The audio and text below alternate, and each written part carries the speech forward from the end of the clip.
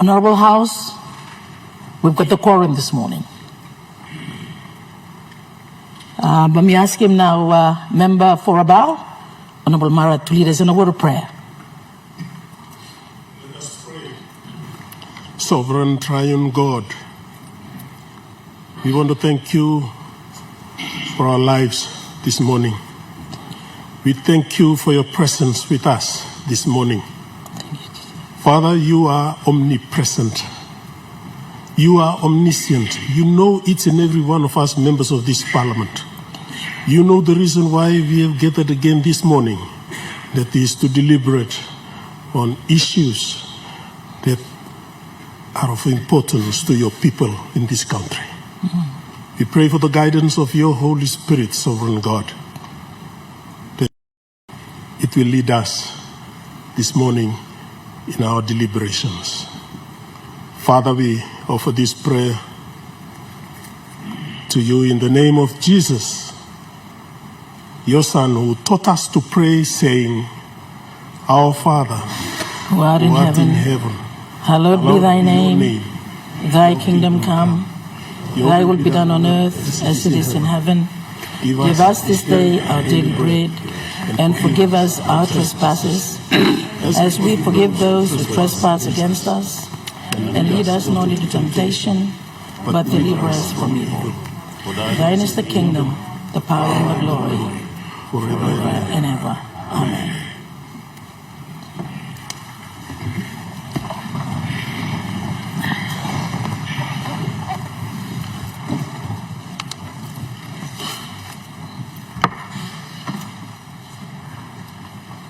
Honorable House, Tetelo morning, I want to say thank you. We like to thank you, long Mara Peroso government, as we celebrate our 50 years in the next couple of months.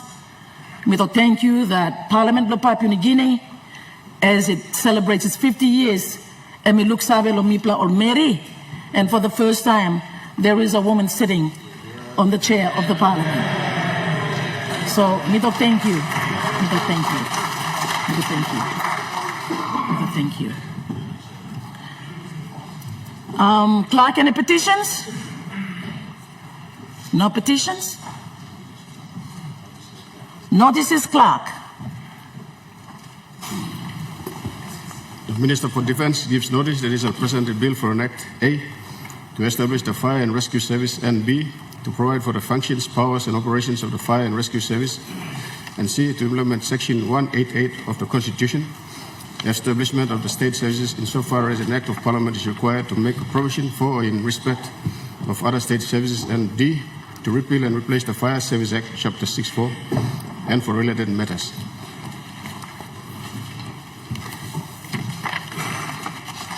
The Minister for Provincial and Local Level Government Affairs gives notice that he shall present a bill for an Act to amend the Local Level Government Administration Act 1997 and for related purposes. The Member for National Capital District gives notice that he shall present a bill for an Act to make provision for powers enabling the courts to issue exclusion orders to any person found guilty of any offense committed in an urban area in any part of the country, and enabling police to bring persons before the court to be dealt with under this Act.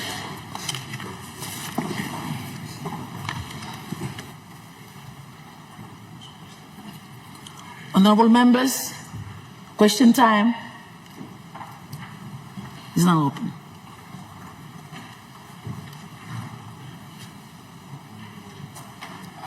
Thank you.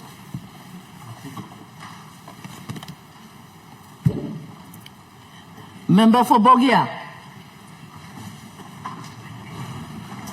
Thank you, Madam Speaker. Assistant Speaker, on behalf of the people of Bogia and on behalf of our party, I would like to congratulate you this morning as the first female Speaker of the Parliament of Papua New Guinea. Congratulations to you and the people of North Bougainville. I rise to ask this question without notice to the Minister for Trade and International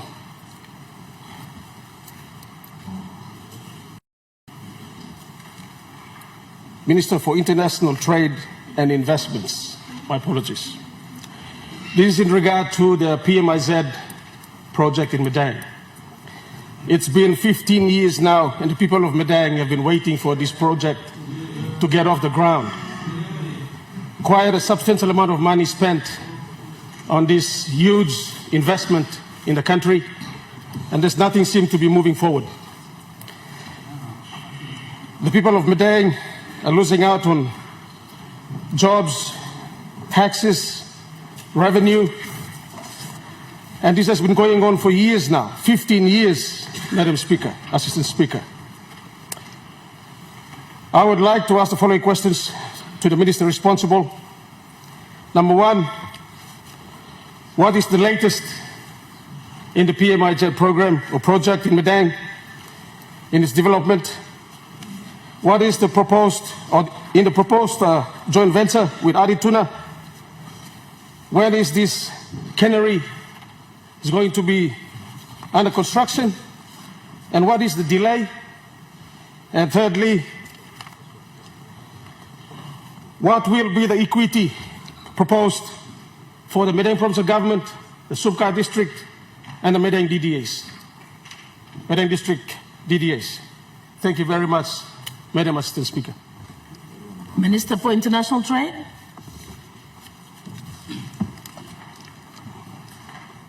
I thank you, Deputy Speaker, and I too want to, on behalf of my people of Yangon South, congratulate you for making history today, to being the first female to be Deputy Speaker of Parliament and occupying this very important seat. People are much people of Italy. I want to thank the member for Bogia for asking a very timely and very important question. It is a fact that this project has dragged on for 15 years. Let me through. Since Prime Minister delegated the responsibility to me to be responsible for the development of PMIZ, I have looked at how can we get it off the ground as best as we can. We have some constraints that this Parliament needs to understand, our people need to understand. Firstly, to develop PMIZ, you need a wharf for the fish catchers to be landed at the PMIZ. We don't have a wharf. You need water. We don't have sufficient water supply for 10 canneries. You need power. We don't even have that. So we have some serious constraints in trying to develop PMIZ. So, Deputy Speaker, when I assessed it with my department, the easiest way to develop PMIZ and to bring it online as soon as possible is to go into bed with, or do a joint venture with ADI, because they already have a wharf next to the state land, NFA land at PMIZ. They already have cold storage. Those are two important factors. So we've been negotiating through the state negotiating team a joint venture agreement with PMIZ, with ADI, so we can build a cannery, because they already have the wharf, they have a slipway, and they have cold storage, which are necessary in order to have a cannery. I'm happy to report to this Parliament, the only thing that's stopping us from the NEC to make that final decision is the legal clearance now from the state solicitor. Should he give the legal clearance today or tomorrow, I will be taking back a submission to Cabinet for them to approve the memorandum of agreement between the state, Madang Provincial Government, ADI, for us to enter into a joint venture, for the state to put 50% of the equity required, which is 80 million, which is now ready, and we should be on our way with PM plan to commence or launch the first cannery within the PMIZ area by next month. So I am confident the Marape government by next month will deliver PMIZ that we have all been waiting for 15 solid years. I'm happy to report to Parliament we are on track, and I'm just waiting for the state solicitor to give his final clearance. I'm sure I will have the support of NEC and we will get it underway. It will be a very historic achievement for any government since independence, because for the first time we will have a PNG-owned cannery in the fisheries sector. Never has that been ever done, where we will own half. We have provisions in the agreement for aspects like within 5 years all the key jobs in the cannery must be localized and occupied by public unions. Those are some of the terms that we are going to be proposing to NEC, and I think Adi has basically agreed to that.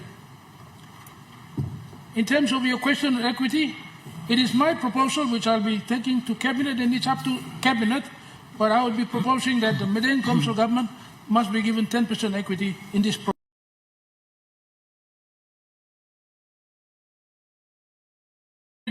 And paid for by the government. That will be my proposal to Cabinet that I want to inform the people of Medellin and Parliament this morning. Thank you, Speaker. Thank you, Minister. Member for Sinasina Yangamul, you were the first one to stand before I called on Naguri. Member, please go ahead. Thank you for your recognition, Assistant Speaker. I also extend my congratulations on your appointment. I only wish very soon they make you substantive speaker too, not just assistant. Then we make a real point, and it will be an achievement for us in this parliament. In September last year, Assistant Speaker, I asked the Attorney General 11 questions, and he said, give it to me in writing, and then I will answer. So I did that already. I gave it to him in writing several times. I was expecting him to answer in November sitting, but he didn't come. He was somewhere else. But now he's here, and I can see him over there. So perhaps he can answer those questions now, and we get to the bottom of it. And Member, depending on his answer, I'll have some supplementary too. Thank you. Thank you.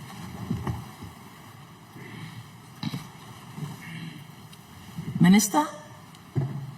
Thank you. Me too. Mila, congratulate you, Assistant Speaker.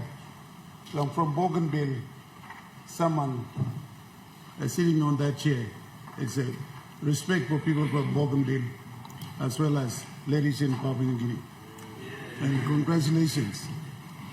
As to you, my colleague's question is, I will answer. It's ready, except that I didn't bring those, and I will answer tomorrow. You got that? Member Polia. Yes? Oh, thank you. Member Blonga. Thank you. Kandep. Member for Kandep? Member for Kandep. You're not going to bail out on me. Thank you. As a speaker, doesn't matter. You can call me member for anywhere. It's okay. Member for Kandep. I'm just saying that. Thank Member you, for Kandep, please. Thank you. Thank you. My inductions. Thank you. Thank you. I want to water down the commendations from my colleagues to your being there in the chair. I commend you. And the first time you entered, I was telling my colleague beside me, Junior Erman Tobining, that my goodness, he's got authority. And you have. Good. My questions to the Minister for Treasury, and probably other relevant ministers could take note. It's on the implementation of the budget 2024. I did mention slightly to him before I asked his questions, but a very simple. Question number 1 of the 4 questions, did Treasury or the Internal Revenue Commission meet the projected targets of revenue for 2024? I think the projected target for the budget appropriation for 2024 was around 27 billion or something. Was that target met? If it was not met, probably the Treasurer, the Minister of Treasury could as to why it was not met. Question number 2, if the target revenue was met by Treasury or through IRC in collecting the process into the consolidated revenue, were the funds sent to all implementing agents to implement the budget appropriation as per 2024, allocations to the various implementers like provincial governments, departments, etc. If the total or the full amount of money budgeted in the appropriations were not allocated or sent to the implementing agents, then I ask if the minister could highlight why did all those institutions did not receive the 100% revenue into their implementation systems as per the appropriation. And finally, if there were some failures in terms of the implementation, like revenues collected was on target, but indeed to other unforeseen circumstances or other challenges, and therefore provincial governments never received their full allocations or departments did not receive, then are there any remedial actions put in place by the Treasury team to rectify the situation in this year's 2024 budget implementation? Thank you very much, Assistant Speaker. Thank you. Thank you. Minister for Treasury? Point of order. Point of order. What's your point of order? Assistant Speaker, nila congratulating you too, that's all. Me go to point of order first time. Thank you.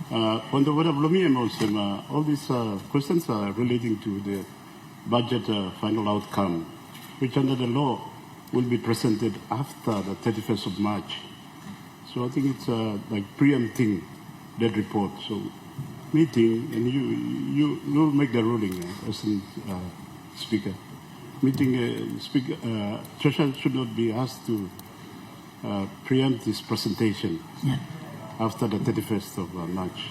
Think the meter so. Thank you, Governor.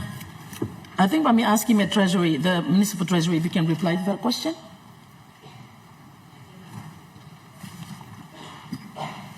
Thank you, Madam Acting Speaker, and I want to thank the member for Kandit for his 4 questions. I'll try my very best to try and respond to you accurately.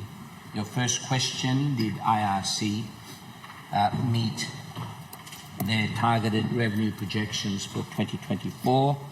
I can say that they just about did, and with some very large revenue assumptions that we placed on them for 2024, they did pretty well. Some numbers to share with the Parliament and the people of Papua New Guinea. In the 2024 budget, IRC were projected to collect 16,158 million kina. The 2024 outcome, not the final budget outcome. The numbers still need to be finalized.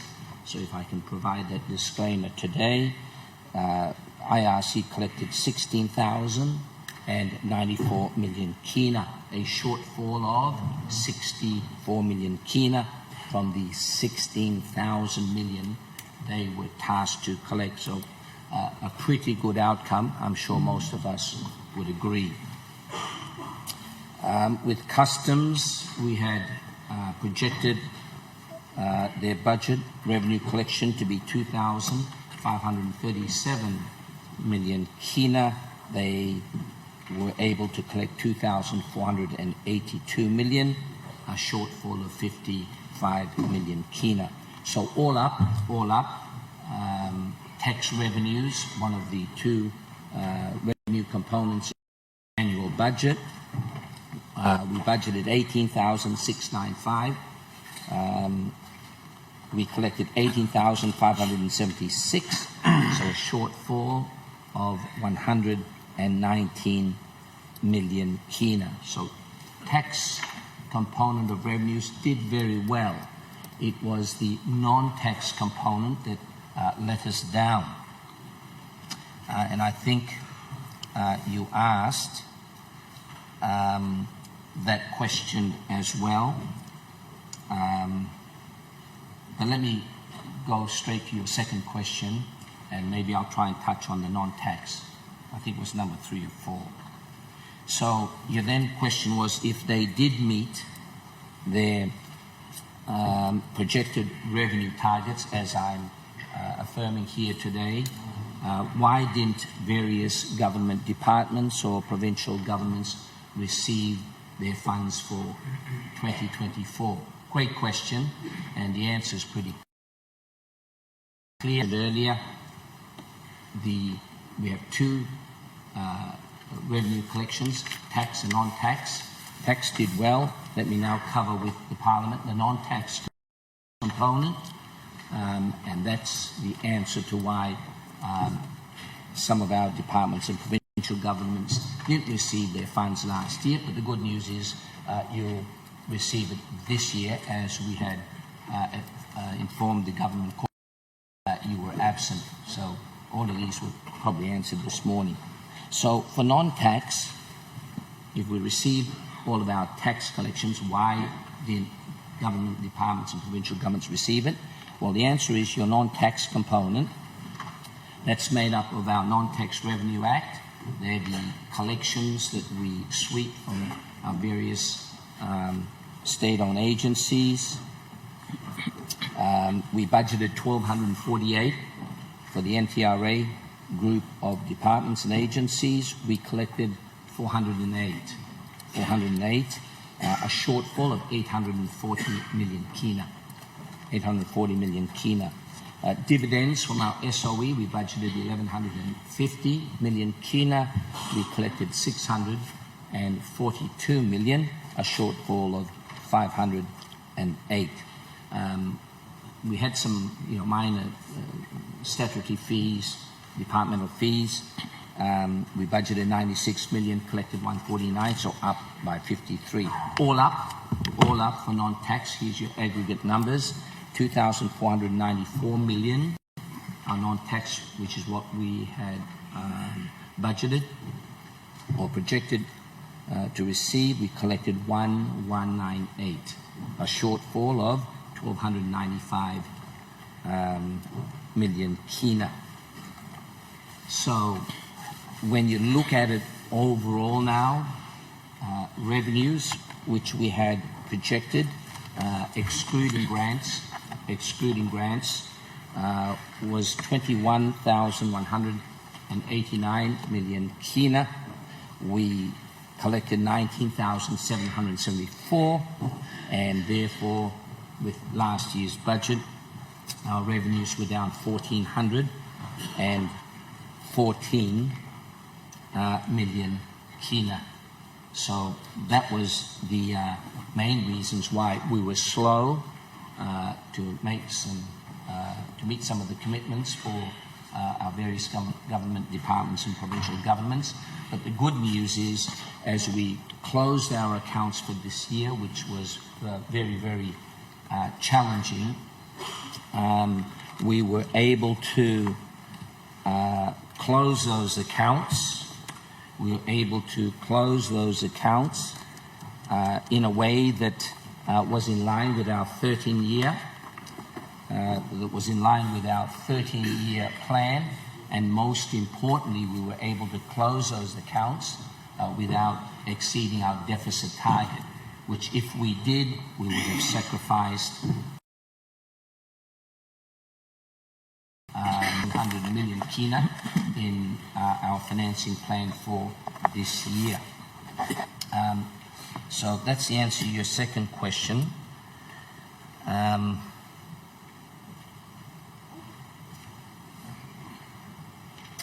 Your fourth question, third and fourth, I think I answered your third question.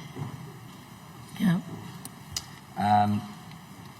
I believe I answered your third question. Your fourth one's, if there were any shortfalls in revenue, are there any plans to pay those departments, provincial governments and PIPs and all those commitments for this year? We certainly do have a plan, a very detailed implementation plan, where Treasury, working with the Department of Finance, have set out a number of priorities to pay out for this year, and I can report back to the Parliament based on our budget, our Budget Management Committee meeting number 141 on Tuesday. From the total outstanding which summed up to 3.6 or 3,608 million kina. To date, of those outstanding from last year, we've paid out 1,825 million kina. That's from the last week in December the 27th onwards until the 31st. Accounts were closed until the 7th. From the 8th of January onwards, till now, till last Tuesday, we've paid out that amount, the breakup of which is 704 million in checks paid out to date, and in cash transfers or EFT, electronic fund transfers, 1,120 million kina. That now leaves us a total of 1,783 million kina to pay out from last year, and we're targeting to pay out all of those outstandings by May of this year. Thank you for your question. Thank you. Member for North Fly. Thank you, Madam Assistant Speaker. Thank you, Lolok Sarano. People will not fly. Me too. Joining my colleague. Na Misa Sem or Mama Blo not fly. Na Mama Sulubi Sidalo. Thank you. Congratulations. Ask him Lomi Golo Prime Minister and side blow all couple of ministers. Me approach him all of plenty time. No, some worried about district work. Na samla beki mixing longer in no satisfactory. Where meeting was me must ask him boss no ask him me. He got almost about 4 or 5 ministries or ministers me approaching. No behind him commitment long all. Now over the time I only ask him, only respond. And we are running on air. We don't have money. As well as I approached one time a minister for livestock and committee, provincial government, district lobby, no walk cow, no look at the cow. This minister continues to respond. He's got no money. Department blogan, ministry blogan don't have money forever, almost since 18 months of office blogan. Another minister, oil pump to one kind. Tourism minister to one kind. I'm committing 300,000. No, me bla go celebrate him Selkambang show. Me follow up for almost about how many months. This minister texts to me. He says, "I'm running on air. There's no money." Another minister, he commits and approves on the eve of the election. District Blomi went the Middle Fly district. I'm approving 5 million kina rice project. I'm in the test. I'm Minister of National Planning. I'm approving 5 million kina. Me waiting on no had some money come. The question I have here to the Prime Minister: why are these ministries functioning without money? Time I'm appointing more, allocating more, making work no country. Is this the indication of the country no got money? Now his government is mismanaging this country. The department belong all I have reliable, no answering people of this country. Another question: how comes people are borrowing plenty money inside the government belong? This problem is happening. Can he be answerable for his departments? Now two people blow country blow this plan. Country you make. Thank you. Thank you, member. Mr. Prime Minister. Thank you, Madam Assistant Speaker. Pass them through me. Join him all. One work will you meet the house. Only make him commendation. Lo you sit down, lo see. I think in our nation's history, this is the first time a woman leader has taken the chair to facilitate proceedings of Parliament. So on behalf of my own family, matters of my own electorate, matters of our country and people of our country, including the autonomous region of Bougainville, let me say a huge congratulations. You come to the chair with a wealth of experience in your own right. You were previously Speaker of the Bougainville Parliament, and so it is not new to you. You fit in very well, and I want to commend you for your continued leadership and service to our country in various capacity, and in this morning having to sit on this chair. I want to appreciate the question that has been asked by member for Northfly. I want to put it to the country through this question that government, whilst we have budgeted for, sometimes funding is delayed, sometimes funding is remitted lesser than what was forecasted in budget. The Treasurer will relay to us for the final budget outcome later in this year, a transparent report. And our government's transaction is evident in the final budget outcomes that Treasury does deliver every year. The final budget outcome, Madam Speaker, you look, and me talk outside, you may spending money in the previous year. And I want to dispel the assertion that we are not credible, we are not trustworthy in respect to us honoring our commitments to departments, to districts, and to provinces. Our work program, and especially for our government now, after we closed the medium-term development plan 3, and now starting to operate the medium-term development 4, is sequenced not only in 1 year, but in multiple years that program must run.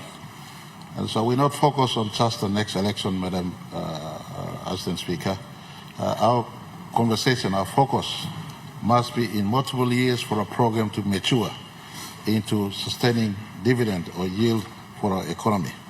Now, for instance, the livestock sector or oil palm sector or the coffee sector that we've now detached from the overall umbrella of our agriculture ministry into separate ministries on their own. These are targeted creations to reduce the dependency on import, for instance, in food crop, and also target for export earnings. Oil palm, a big export earner for our country, has emerged as the #1 export earner in the agriculture sector, and oil palm within our region. By the way, we become the 4th member of the oil palm producing nation with Indonesia, with Malaysia very recently. So it's a targeted approach to grow this sector. Government funding alone is small in respect to these sectors getting to be worked upon. We allocate funding to facilitate the office and to assist partners to have investment in this sector. Our key partner is districts where land and people are that can participate in this sector. Every district, for instance, has a 10% allocation from their service improvement fund for economic sector. If you're waiting for a 300,000 kina from the Ministry of Tourism, of course you can wait and we could give, but your own 300,000 kina must be upfront, deposited, working that space, and we can offer complementary assistance. Everyone runs to Treasury with the assumption that Treasury has an endless pool of fund. Madam Assistant Speaker, last year, Treasurer was transparent by alluding to a question raised by a member for Kandep that we did not collect 1.4 billion kina because of underperformance, especially in the non-tax revenue sector and our state dividends to state from our key state-owned enterprises. So if we are underperforming in 1.4 billion kina, you expect equivalent reduction in expenditure so that we stick to the main focus of government, and that is to maintain a responsible number in as far as the macroeconomic number is concerned. And so sometimes other sectors get delayed funding or lesser funding. Now, it is an unfair assessment to Treasury and central government if we had not given fully or at least given some money to those sectors. All sectors have been allocated some funds. I give you one statistic just to interest of time to indicate. For instance, the livestock development sector. We may not have given fully what was budgeted last year, but we have given something. 5 million kina, for instance, to livestock last year. Now, you tell me, what can 5 million do? Madam, I beg your pardon, Madam Assistant Speaker, 5 million kina is not sufficient. I'm the first to admit it's not sufficient to fix the entire resuscitation of the livestock sector in our country. Now you ask me the second question, then why do you put some money into the sector? That is for us to drive the policy aspect of the sector. So that your districts concerned, your provinces concerned, and the private sector can get behind making that sector work. To fully resuscitate, including livestock did not fly, the need for capital is humongous, huge. You need over 1 billion kina, 2 billion kina to make the livestock sector work. Please assist me listening. Member Northfly, what's your point of order? My point of order is in relation to the 5 million. The 5 million appropriation the Prime Minister refers. According to the Minister, he says the 5 million went to hire cars, just to be on record. Thank you. Prime Minister.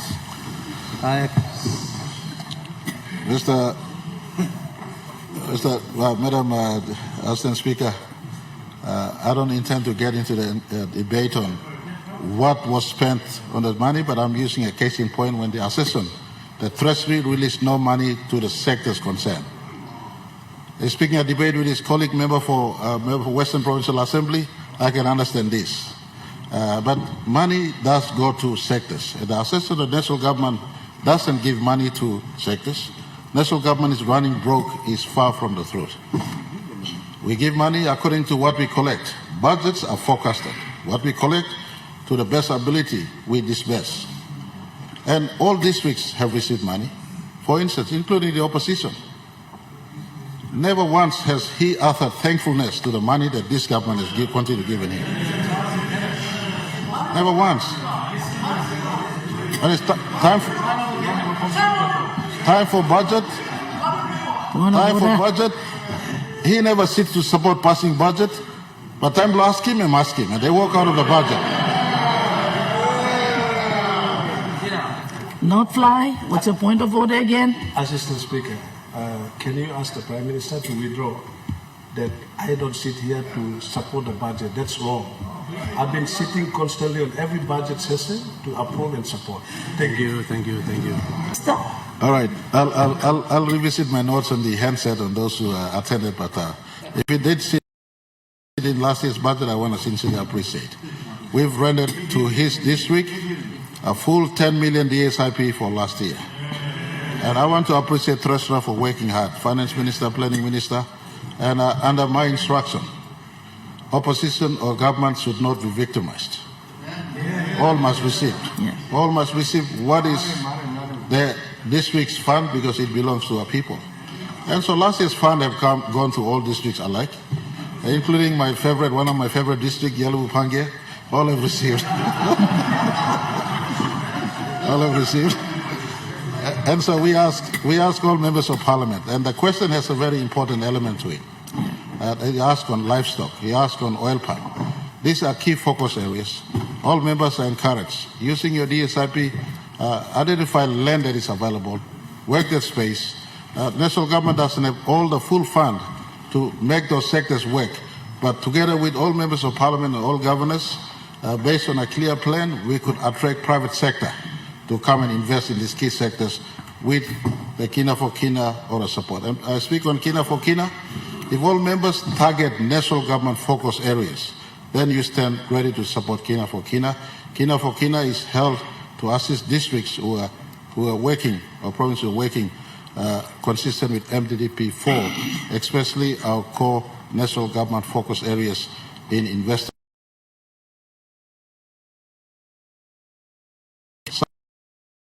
Some funding will come still, but that is not enough and adequate to meet all our needs.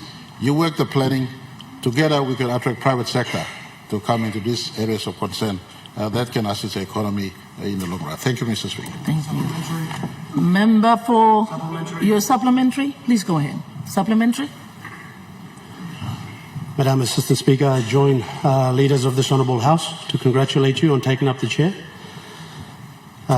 It's a progressive move for women in the country. My supplementary, Assistant Speaker, is to the good Prime Minister. The honourable question by the honourable member for North Fly was how were the departments funded?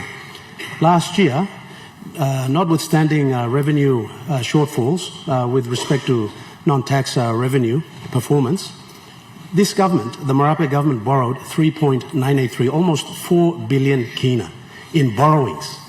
That took the total borrowing of the Marape government to 37 billion kina since 2019, increasing our national debt to 62 billion kina. These are massive, whopping amounts of debt and borrowing. So what happened to this 4 billion kina that was borrowed, and why weren't these commitments by ministers honoured for the member for North Fly and his district? Thank you, Acting Speaker. Mr. Prime Minister. Madam Assistant Speaker, a very good question, supplementary question rather, from the learned Deputy Opposition Leader. If we all understand budgeting, the 3.9 billion as he said it, is part of the overall financing framework for 2024.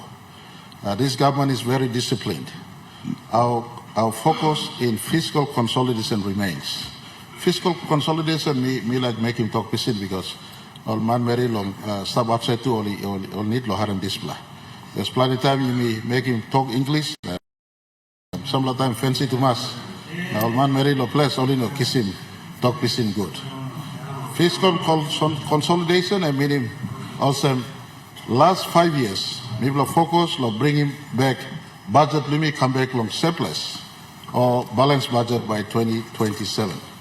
And so time people like him government, people go first in focus at first, and our key focus was restructure of our economy and the fiscal position people are inheriting. In 2018 or 2019 rather, as we took office, our finances were very, very weak.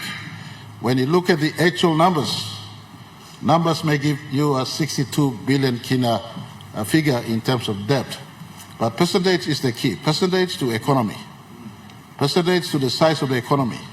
The debt that we took, the actual kina may sound big, 3 billion kina, 2 billion kina, 4 billion kina, but when you stack it up against the size of the economy, we are still reducing back. Debt to GDP globally is above 80%. Most economies have a debt to GDP above 80%. Our country's debt to GDP has now fallen below 50% for the first time in the last 6 years, if I could put it this way. Now, why 6 years? I'm not comparing the O'Neill government's time in office. That belongs to that era. When he took office in 2019, the finances were even bad. We had to restructure the economy. And to restructure the economy takes some time. You have to borrow cheaply to pay off expensive, heavy debts of the past. That was something we had to do also. And so once we were restructuring the economy, the once in 100 years COVID-19 hit us. Globally speaking, Madam Deputy Speaker, Assistant Speaker, you look, all economies, all countries went on borrowing. You look in our region, average debt to GDP above 80% still. You will ask me, I'm replying this in a long way, Madam Assistant Speaker. I come back to a question block in. Let me ask him, how comes you borrowed 3.9 billion kina last year now? Money belong last year stuff where? Now 3.9 billion kina borrowed last year came within last year's money plan, all within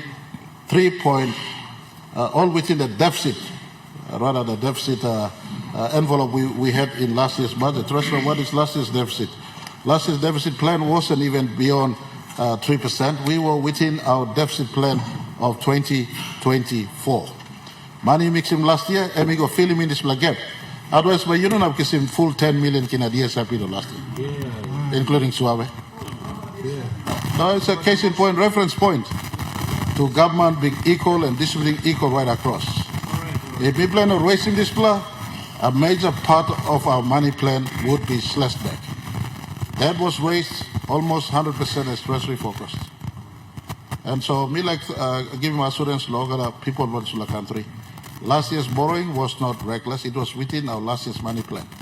Stick to this government to see whether by 2027 we come back to a surplus or not.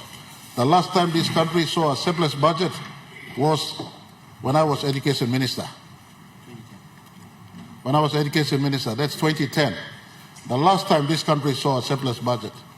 The Honorable Puka Temu was deputy prime minister. And I was in government. It was surplus that time. Since then, we've been running deficit budget up till today. To turn a big economy back to clear water will take some reconstructing the economy. We borrow cheaply to refinance expensive debt. We're maintaining a fiscal consolidation path to come back to responsible, balanced budget by 27. Treasurer's got a clear roadmap that by 2034, whoever is in government will be operating a country that has no debt inside. And me like giving big belly silo line man very place. This government's given more assistance to the economy. Who had removed tax from the small people, those who are earning under 20,000 kina a year? No one has done this since 1975. Logat man Rasim Takis, logat a lik man Mary limit. The last time you mean making, you mean not of taking only government, Abim come like 12,500. Maybe Abim go along 20,000 today. Small people don't pay tax anymore. In the middle of tough times, we got to get this revenue someplace to make sure we maintain budget support until we hit back a balanced budget in 2027. So we'll give assurance longer man Mary. This la money opposition leader or deputy opposition leader I'm talking. I think you should be opposition leader now meeting us. I'm talking yeah. I mean nubla money. I'm stop last year budget. This year budget, this year Mbla down in Dina come down. Next year Mbla down in Dina go down more. Until 27 by me come back the budget where no got Dina in our money plan. So it is within our 5-year fiscal path that Treasury has established. We didn't borrow any new money. The delayed response for 2024 money plan. Apart from that 1.4 billion kina where you mean raising through non-tax revenue, may like also talk also January 10th where Rascoli hit him Port Moresby City. Now disaster he come up long rain, tight water long land he have long country last year, as well as landslip long Mulitaka, and also had almost 1 billion kina take to the budget last year. So these are ways where we are affecting budget. Please appreciating what we are doing. I'm sure when you hear you would not do something much different from what we are doing, you'll be doing exactly the same, if not worse. Thank you, Mr. Speaker. Thank you, Mr. Prime Minister. We have a supplementary. Member, go ahead. There's a supplementary here. There is a supplementary. Point of order. Go ahead. Congratulate you later when you give me the opportunity, but with due respect, the Speaker is supposed to be impartial. Go around, not just the opposition. Not the opposition. Thank you. We have a supplementary. We have a supplementary over here. No, yeah. Yeah. I'm being fair. Honorable House, I'm being fair. I'm not going one way. I'm going both ways. You know? Right. Supplementary, please. Thank you. Thank you. I'm the fairest. Go ahead. By me fighting clip, but me stable parliament. So supplementary below me, it comes from government side. Generally speaking, every time we talk about cost of operations below government, use take the easy approach of going and borrowing, and meanwhile that stockpile below me, it gone up yet, which is a matter of legitimate concern. But in all that period of debate, sari monpla man talk law cutting cost of operations below government. It come down so that you may live within our means and we don't have to go out and borrow. So Amaspla budget speech miarim, plain law ministers miarim, no government talk cutting cost of operation.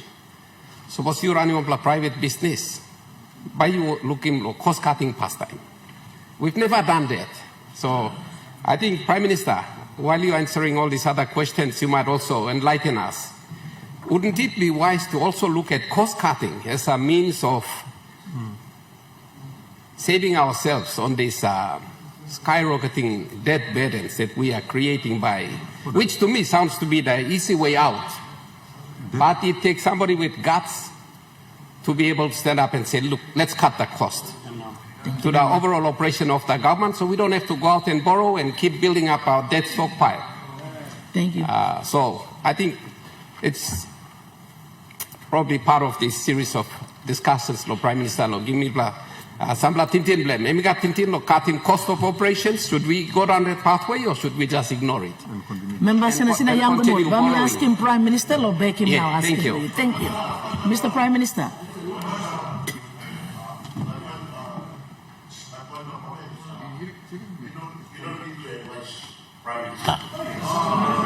This is not a supplementary. This is not a supplementary. This is advising Prime Minister.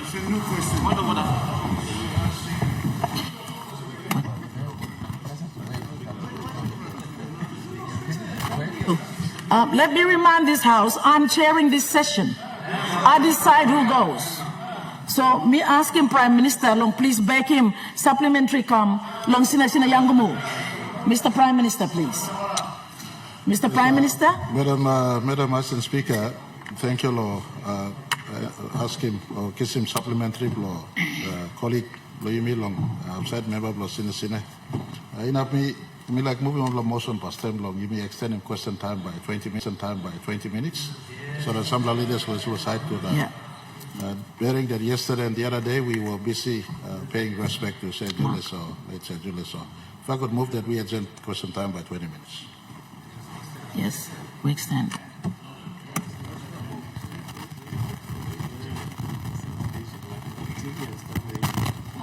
You may have him finish, Prime Minister. I ask him, the floor, that we extend question time by another 20 minutes. Those in favor, say aye. No? Please stand. We'll stand. I like that smile. Absolute majority, members of Parliament. Let's extend question time by another 20 minutes. Thank you. Mr. Prime Minister? Thank you, Madam Assistant Speaker. Me like also asking clerk, lo you clerk the front, lo table of front, lo advise him on line sit down lo siap lo speaker that supplementary provisions lo question must not be abused. Nubla question and nubla question. Advise him or line by sit down lo siap or like ask him question where me nubla question must nubla question. I think you may have punan bian lo procedure na standard lo parliament. Plenty to hide backside lo supplementary na ask nubla question. Can I say member lo sina ask him good lo nubla question. Good lo nubla question. Member, so me like you study in this plus space, me no need to lecture him you, but being leader of government business for so long, I think these are things that we could tidy up. But come back to a question where member law Sina he asked him. This block question, a good block question. Me like ask him put him in writing, but Salimi come, na ba me like back and back good. But me like give him assurance lo one block indication lo type of budget where government will be running. For the first time, I am the 8th Prime Minister. There are 7 Prime Ministers before me, all rotating in between. This is the first government that has elevated development budget almost on par with recurrent. Before he come, recurrent budgets are stopped on top more than 60-70%. Now development budgets are stopped below 30%. Today, as we speak, in 2025, population living approaching 10 million. Population before underneath long 10 million. And meaning one need long country. The recurrent element of budget supports everyday running of departments, including our provinces, including our districts.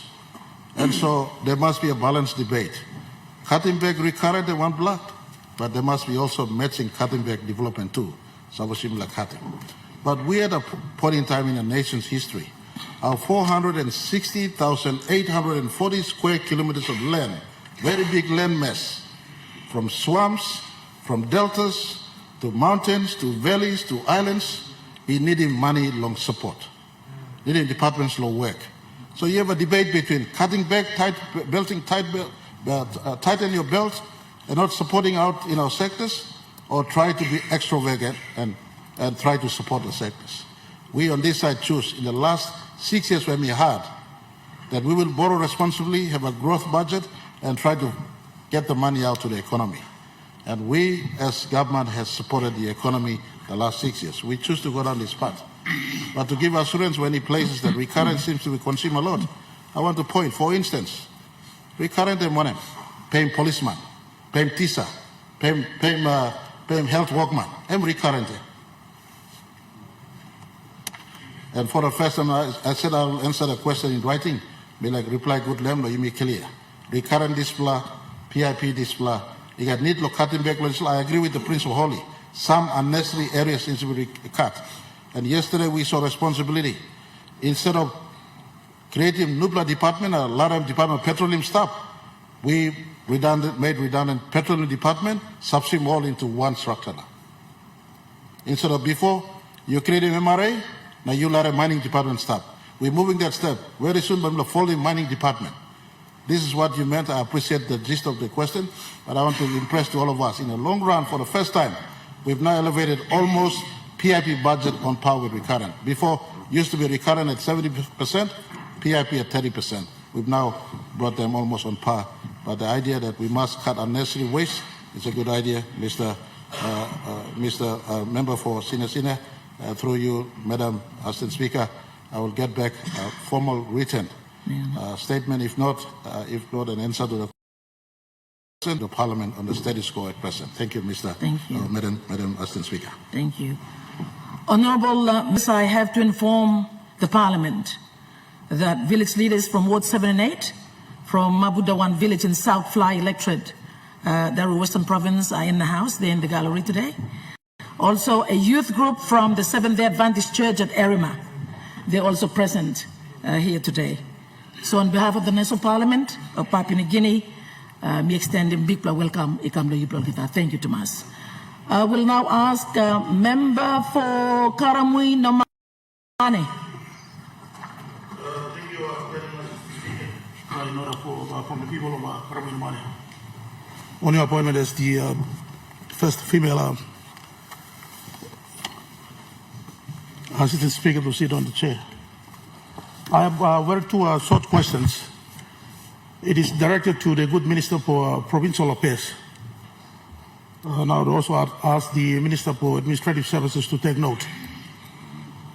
My questions pertain to the deferred local level government elections slated for next month across the country.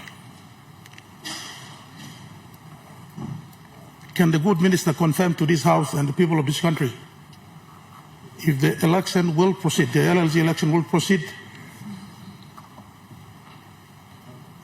as published in the media? And the second question is, if the election were to proceed, what is your department's position and perhaps by extension the government's position on the election of local level government presidents? Will the presidents be elected by the people along with the ward council members at the election, or the ward councillors, the elected ward councillors will convene subsequently and elect the presidents? Madam Assistant Speaker, I raised this question because the government National Census Program rolled out last year. As far as I know, some of the provinces have not completed our census. So it raises the issue of whether or not the election will proceed. Point of order.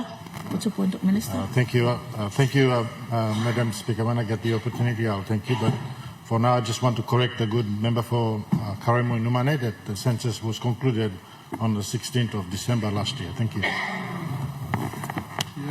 Member.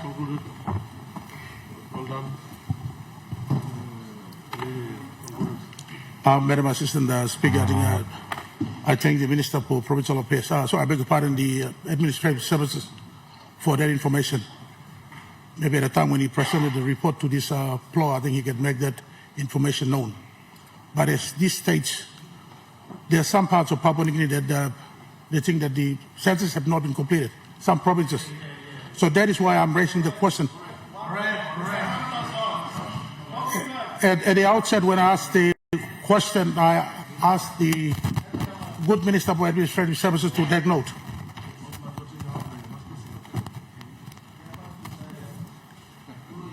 Member, you ask him Loyupinis? Yes, Madam Assistant Speaker, these are my two questions directed to the good Minister for Provincial Affairs, and for my good for the good Minister for. Thank you. Thank you, Minister for Provincial Affairs.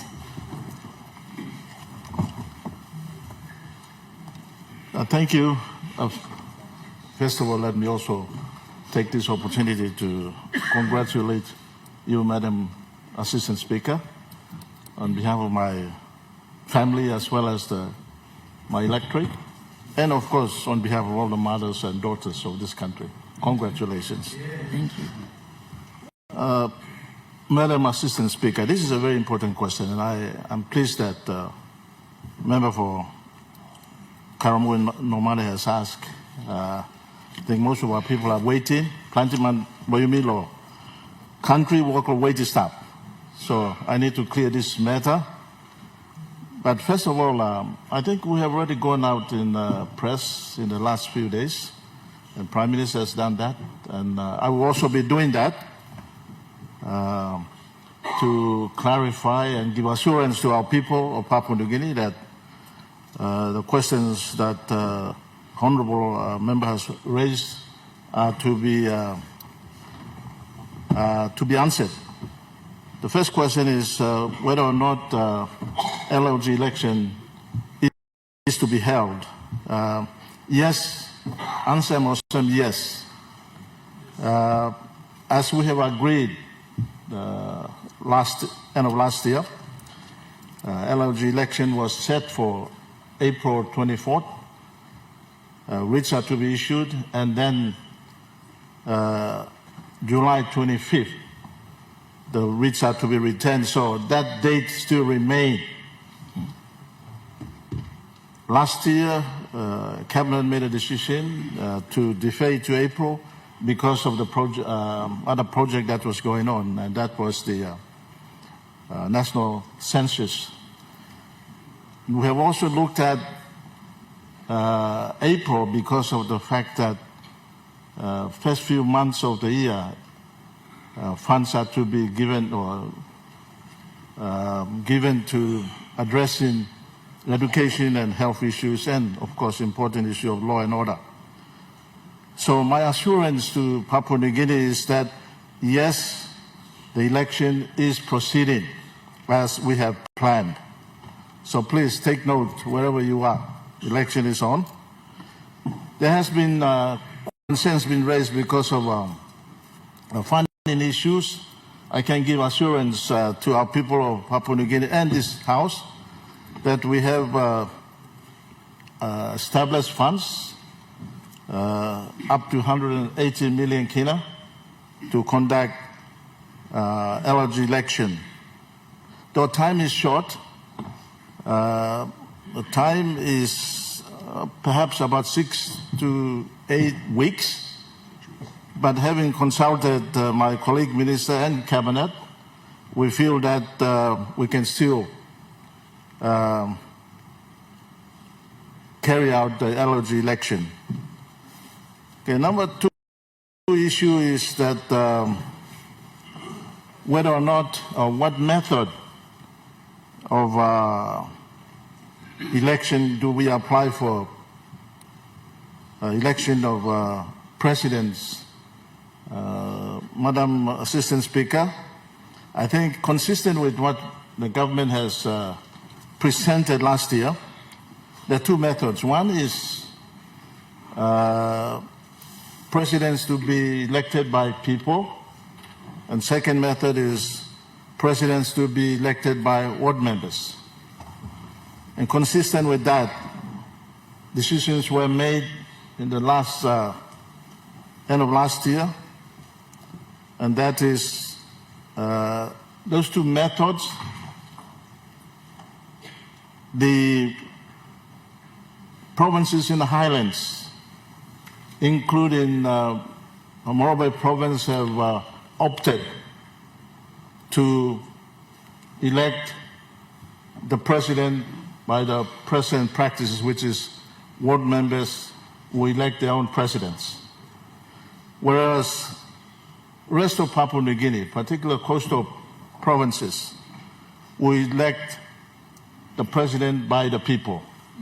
So presidents to be elected by ward members will be basically in the highlands provinces, plus Morobe province.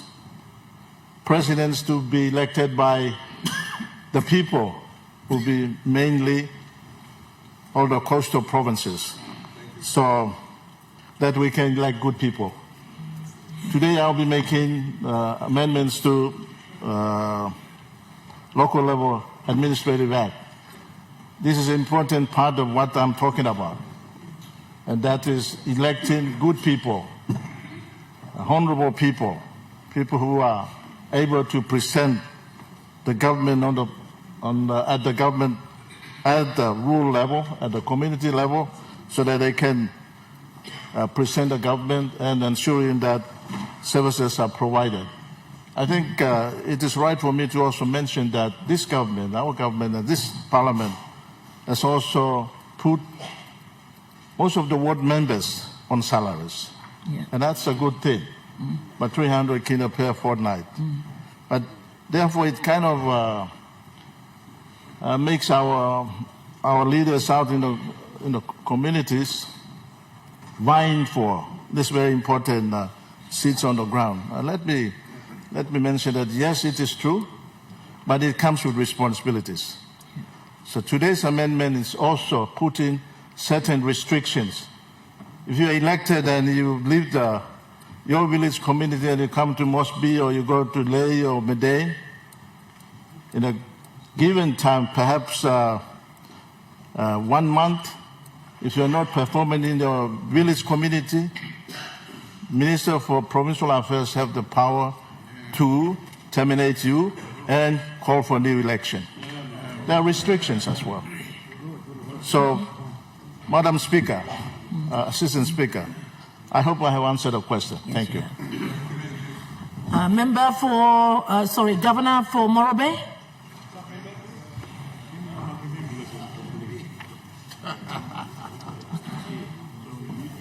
Madam Assistant Speaker, let me on behalf of the people of Morobe unreservedly congratulate you.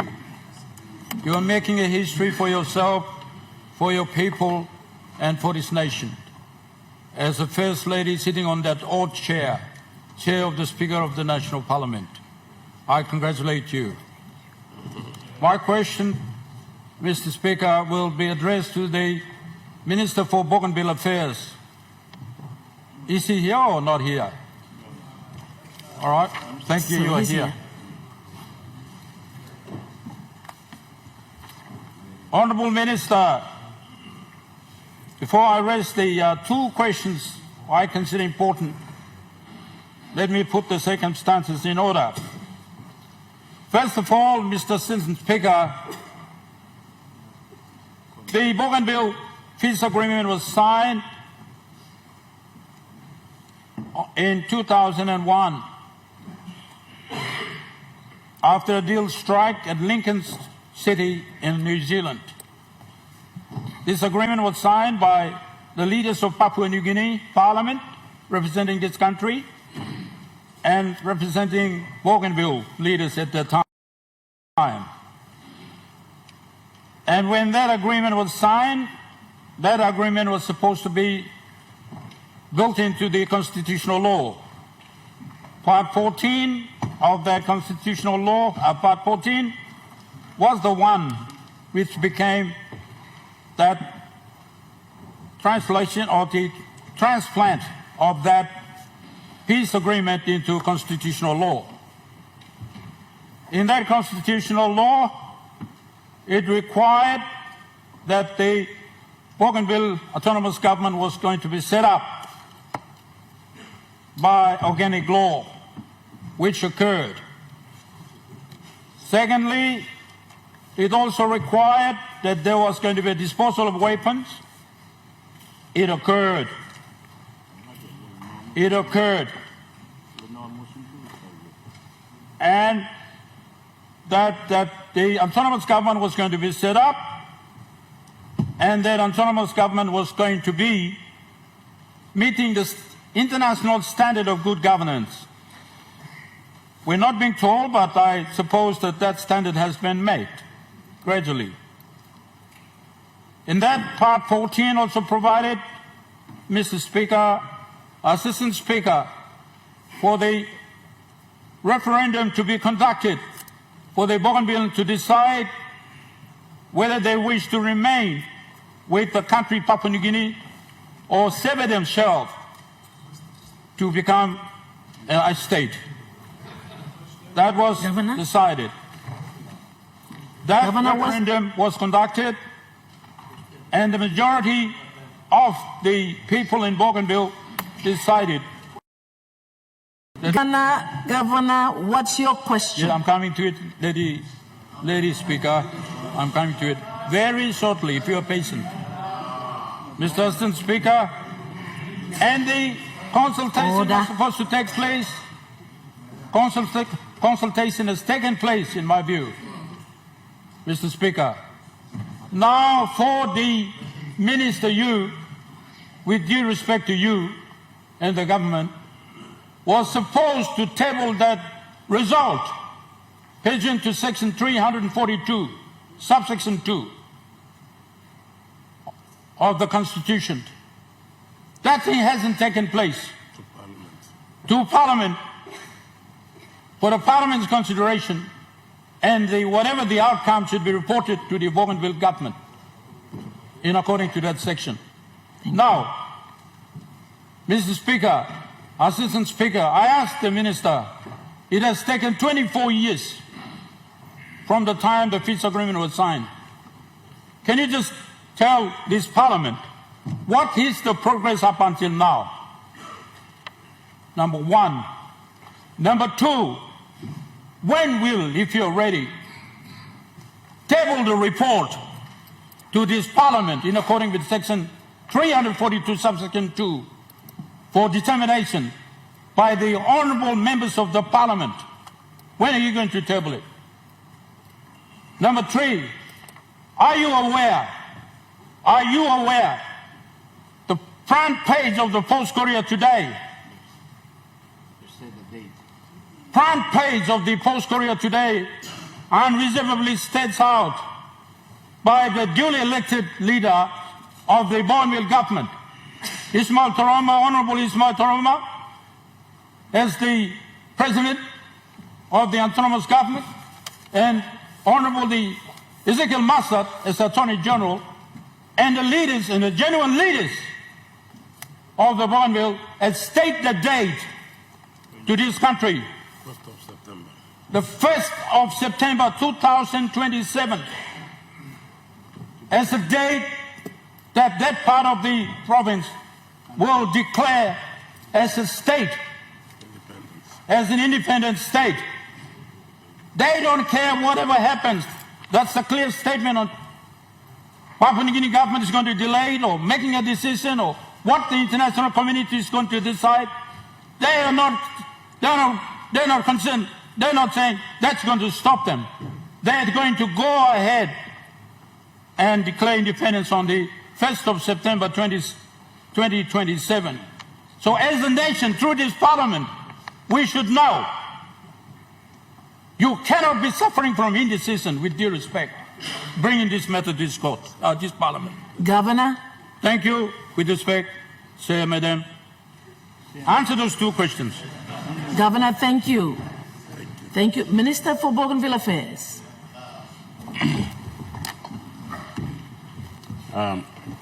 Thank you, Madam Assistant Speaker.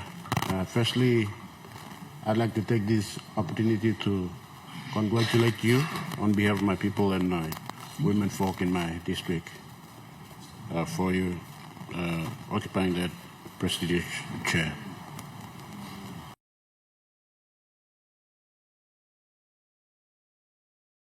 Moreover, for asking a very important question in relation to the issue on Bougainville and the update that the Parliament need and the people need to be advised on what the progress is on the Bougainville peace process.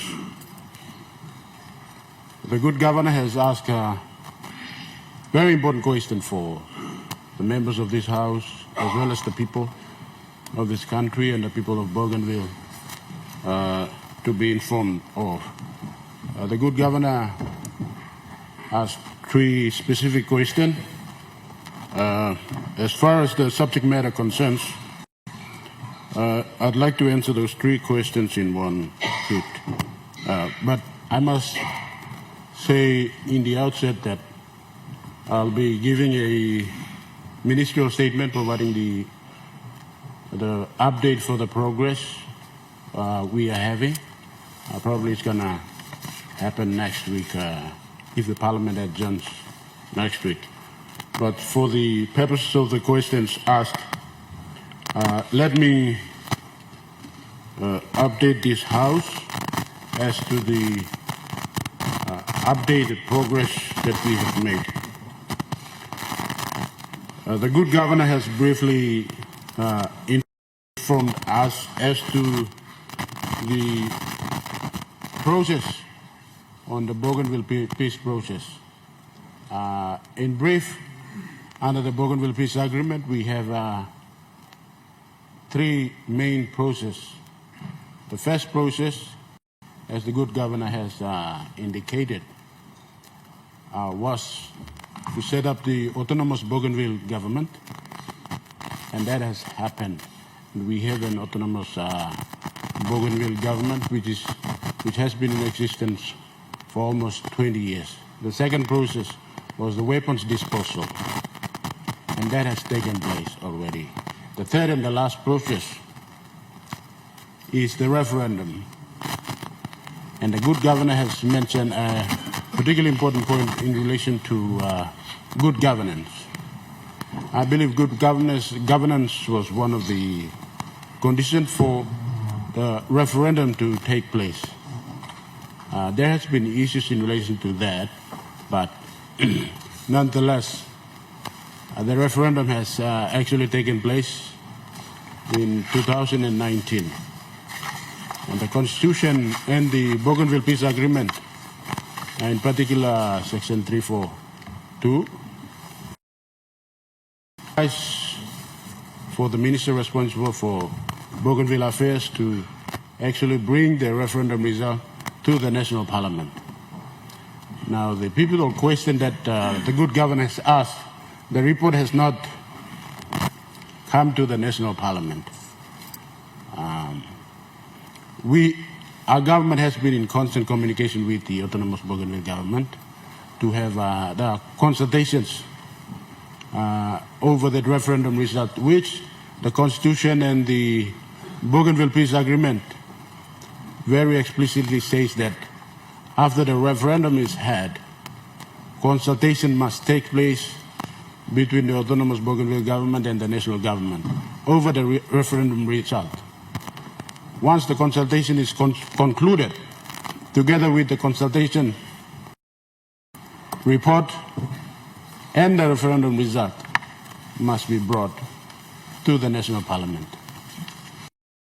Speaker, do not specify a time frame within which the consultation should be completed and brought forward.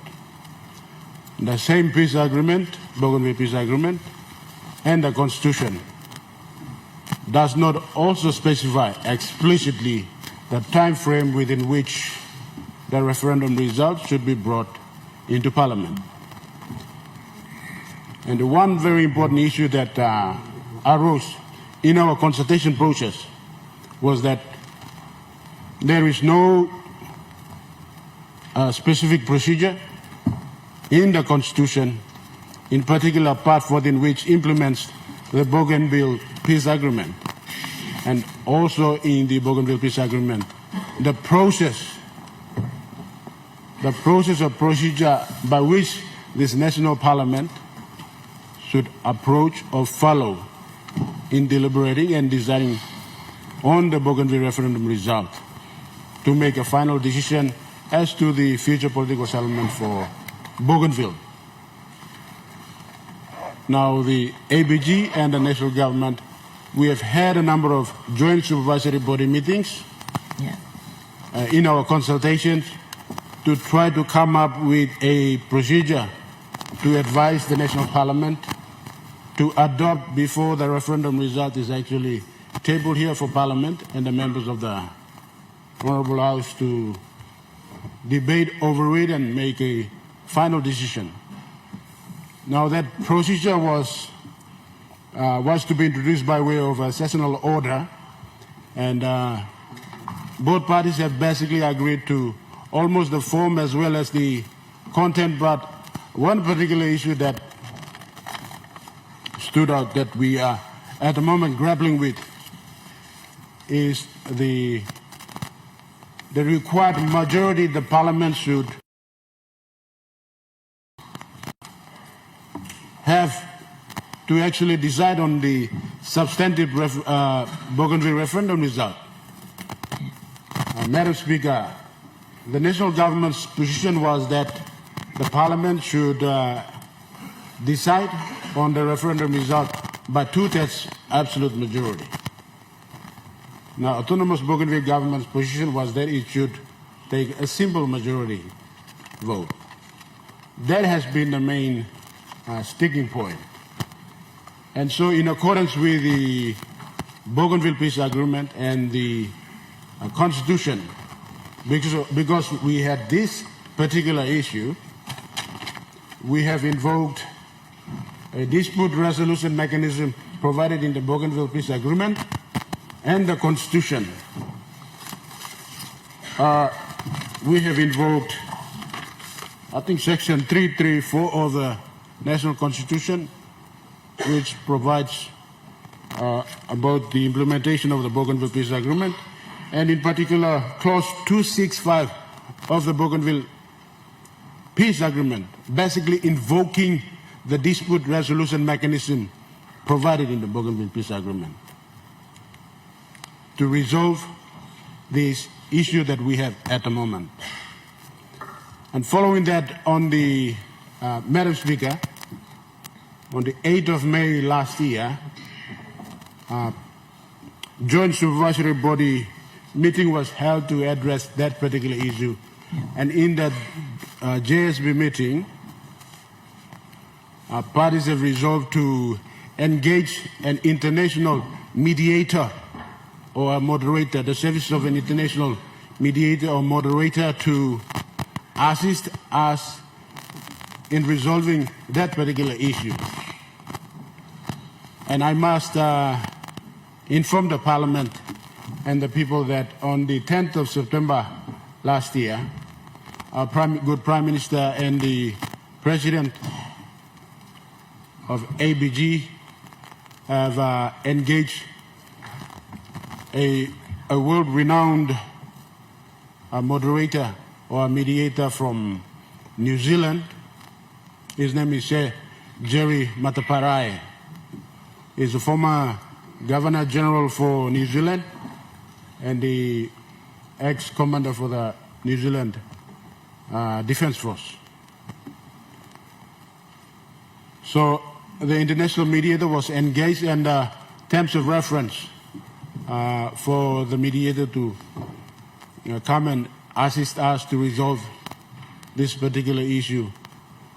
However, we have also expanded the terms of reference for the mediator to not just stick to this particular technical issue, but also to consider us to resolve on a possible political settlement that the government can propose to the Parliament for Parliament to decide. And I must inform the Parliament that the moderator has been in the country for the past few months. I must also inform that the mediator has traveled to Bougainville himself to actually have a preliminary consultation with the people, as well as the leaders. I must inform that the mediator will be here in the country next week to actually have the first consultations meeting with the parties to try to resolve the issue. Myself plus my counterpart in the autonomous Bougainville government will actually be making a presentation to the mediator next week on the 17th. Now, the point that I want the members of the Parliament to understand is that once the mediator concludes its hearings and makes the findings about the issues we have, the report will be presented back to the Joint Supervisory Body meeting and the national government, as well as the autonomous Bougainville government. Together with the result of the mediator and the consultation result, I will then prepare a final report over the consultations and present the referendum result together with the consultation report. So, Madam Speaker, the reason why the referendum result has not been brought quickly in Parliament is simply because the consultation is still in progress. And as soon as, or as and when the international mediator completes its report and findings, they will be presented to Parliament together with the referendum result. And we are hoping that the international mediator will complete its report before end of July this year. Coming back to the third question the good governor has posed regarding a media report on the alleged position taken by the APG leadership, I must inform the House that I am not aware of that. We have not been formally informed of that particular report. What we have done is, I must inform the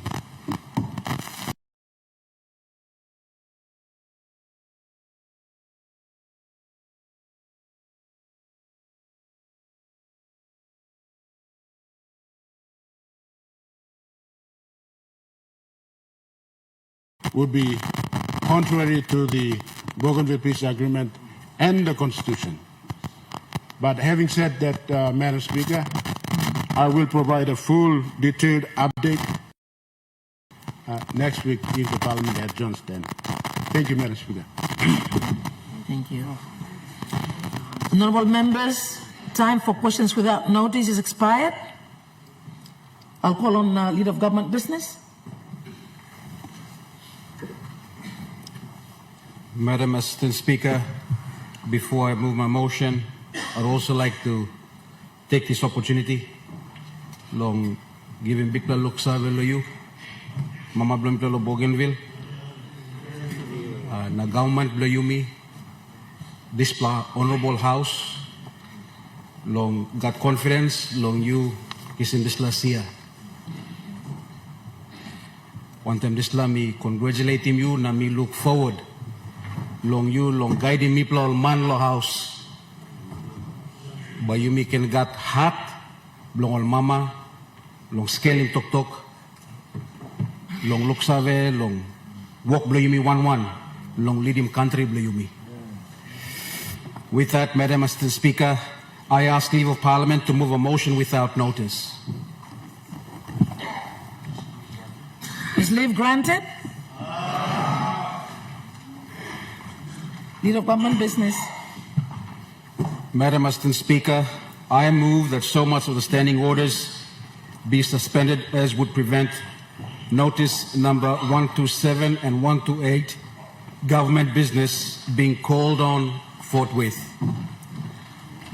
The question is that the motion be agreed to. Those in favor say aye. Aye. Those against say no. The ayes have it. Clerk. Notice number 127, Prime Minister.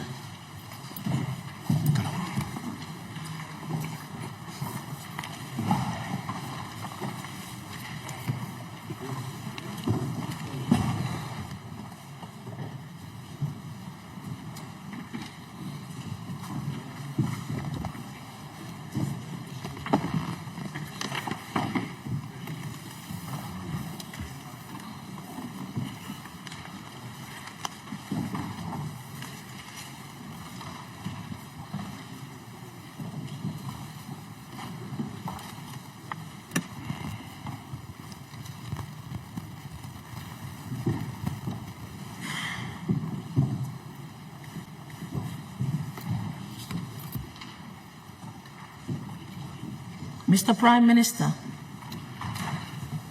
Madam Speaker, Madam Assistant Speaker, rather, I present the Prime Minister a National Council Amendment Bill 2025.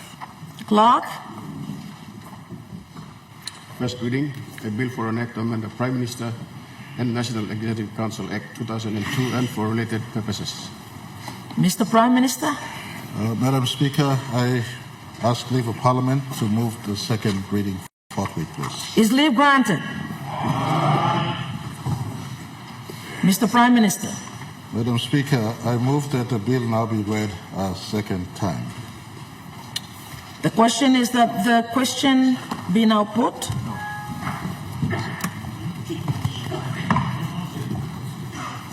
Mr. Prime Minister, make your speech. Thank you, Madam Assistant Speaker.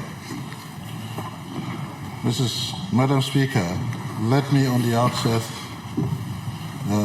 thank yourself again for being on the chair today, making history, but also more importantly, thank both sides of the House for constructive and intelligent debates to various bills introduced by my government since we took office as the government in May of 2019. And in the last Parliament to present Parliament, or present day, the support to bills have been worthy from both sides of the House. I do understand sometimes the divide that in between different policy perspectives, but nonetheless, I do want to thank both sides of the House, from government and the opposition, that continues to meet in terms of areas of common ground to support good bills. Today I seek the leave of Parliament to present to this Honourable House the National Executive Council Bill 2025. Madam Speaker, as I continually say, my government is not a new government. When I took office as Prime Minister in 2019, together with the then Deputy Prime Minister, Honourable David Stephen, we pledged to restore a robust relationship with our department and agency heads. This was necessary in order to make all of us accountable to the advancement of our agenda to improve services and service delivery to our people by aligning plans to resources. On 28th of June 2019, a list of priorities that aimed to articulate our broad priorities and indicators taken from our Lolawata resolutions was issued to all ministers as part of our strategic plan to guide us towards achievement of the same goals. These priorities were categorized under the following sectors: the economic sector, state enterprise sector, social sector, law and order, and administrative services. Madam Speaker, the heads of departments and agencies in these respective sectors were requested to develop practical, manageable, and achievable implementation plans and to progress them accordingly. My department, the Department of Prime Minister and National Executive Council, which was included under the administrative sector, was of no exception. It has been 6 years since these interventions were initiated by my government. Madam Speaker, today I am pleased to inform this Honourable House of the achievement of the ones that directly relate to my role as the head of the government and as the chairman of the National Executive Council. These were: restore effectively whole-of-government coordination, promote best practice for policy implementation, review and update NEC procedures and legislative requirements, and digitalize NEC processes. Madam Speaker, to achieve the above, it was important that a clear demarcation of roles and responsibilities were established between my department, the Department of Prime Minister, and the National Executive Council. At this juncture, may I inform the House that the Department of Prime Minister and National Executive Council structurally has 3 department heads. We have the Secretary of the Department, who is also the Chief Secretary to Government. We have the Secretary to the National Executive Council, and we have the First Legislative Council. These 3 have specific responsibilities mandated by the Prime Minister and National Executive Council Act of 2002 and the Legislative Drafting Services Act, each reporting directly to the Prime Minister. However, unlike the Secretary of the Department and the First Legislative Council, whose positions are established by an Act of Parliament, which is the Prime Minister and NEC Act, and the Legislative Drafting Services Act, respectively, the position of the Secretary of the National Executive Council is established by the Constitution, especially Section 150 of our Constitution. Therefore, this makes it distinct from the Department of Prime Minister and National Executive Council. Mr. Speaker, in 2020, through decision number 242 of 2020, the National Executive Council agreed for the office of the Secretary to the National Executive Council to be removed from the Prime Minister's Department and the National Executive Council and established as a stand-alone department. This decision was again echoed by the NEC through decision number 2 of 2022. Madam Speaker, Madam Assistant Speaker, as a department head, the Secretary to the National Executive Council has clear key result areas contained in a 4-year employment contract with the state.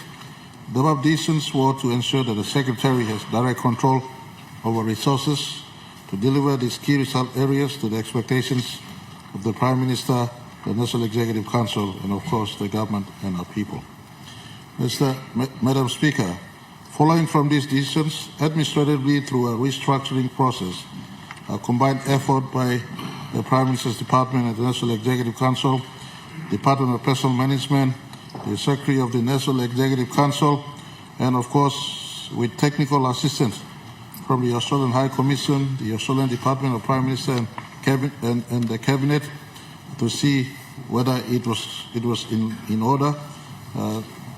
A new office called the Office of National Executive Council was set up. The office was formally established by the Head of State on the 22nd of February 2024 as a deemed Department of the Public Service, and the Secretary of the National Executive Council as its department head pursuant to Public Service Management Act 1995. Madam Speaker, now that the office is established, the National Executive Council Bill 2025 is introduced to give effect and implement Section 149, subsection 5, and Section 150 of our Constitution. Madam Speaker, Section 149, subsection 5 of our Constitution provides for the National Executive Council to determine its own procedures. I raise that the intent of Section 145, subsection 5 of the Constitution was never properly implemented by successive governments. Today, there is no existence of an organic law or a specific act of parliament that provides for the procedures of NEC. Instead, the NEC has relied on handbook to provide for its own procedures. Madam Speaker, the dilemma with the handbook was that it was not regularly updated over the years to reflect changes to policy and legislations, and as well as the operating environment that we operate in today, over 10 million people, and the needs that is compounded. And this has impacted NEC procedures at various points in time and from time to time. The main reason for this was that there was no department or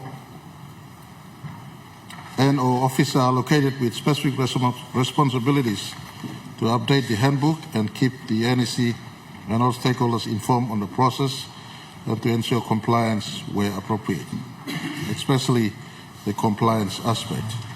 It was assumed that the Department of Prime Minister and National Executive Council is responsible.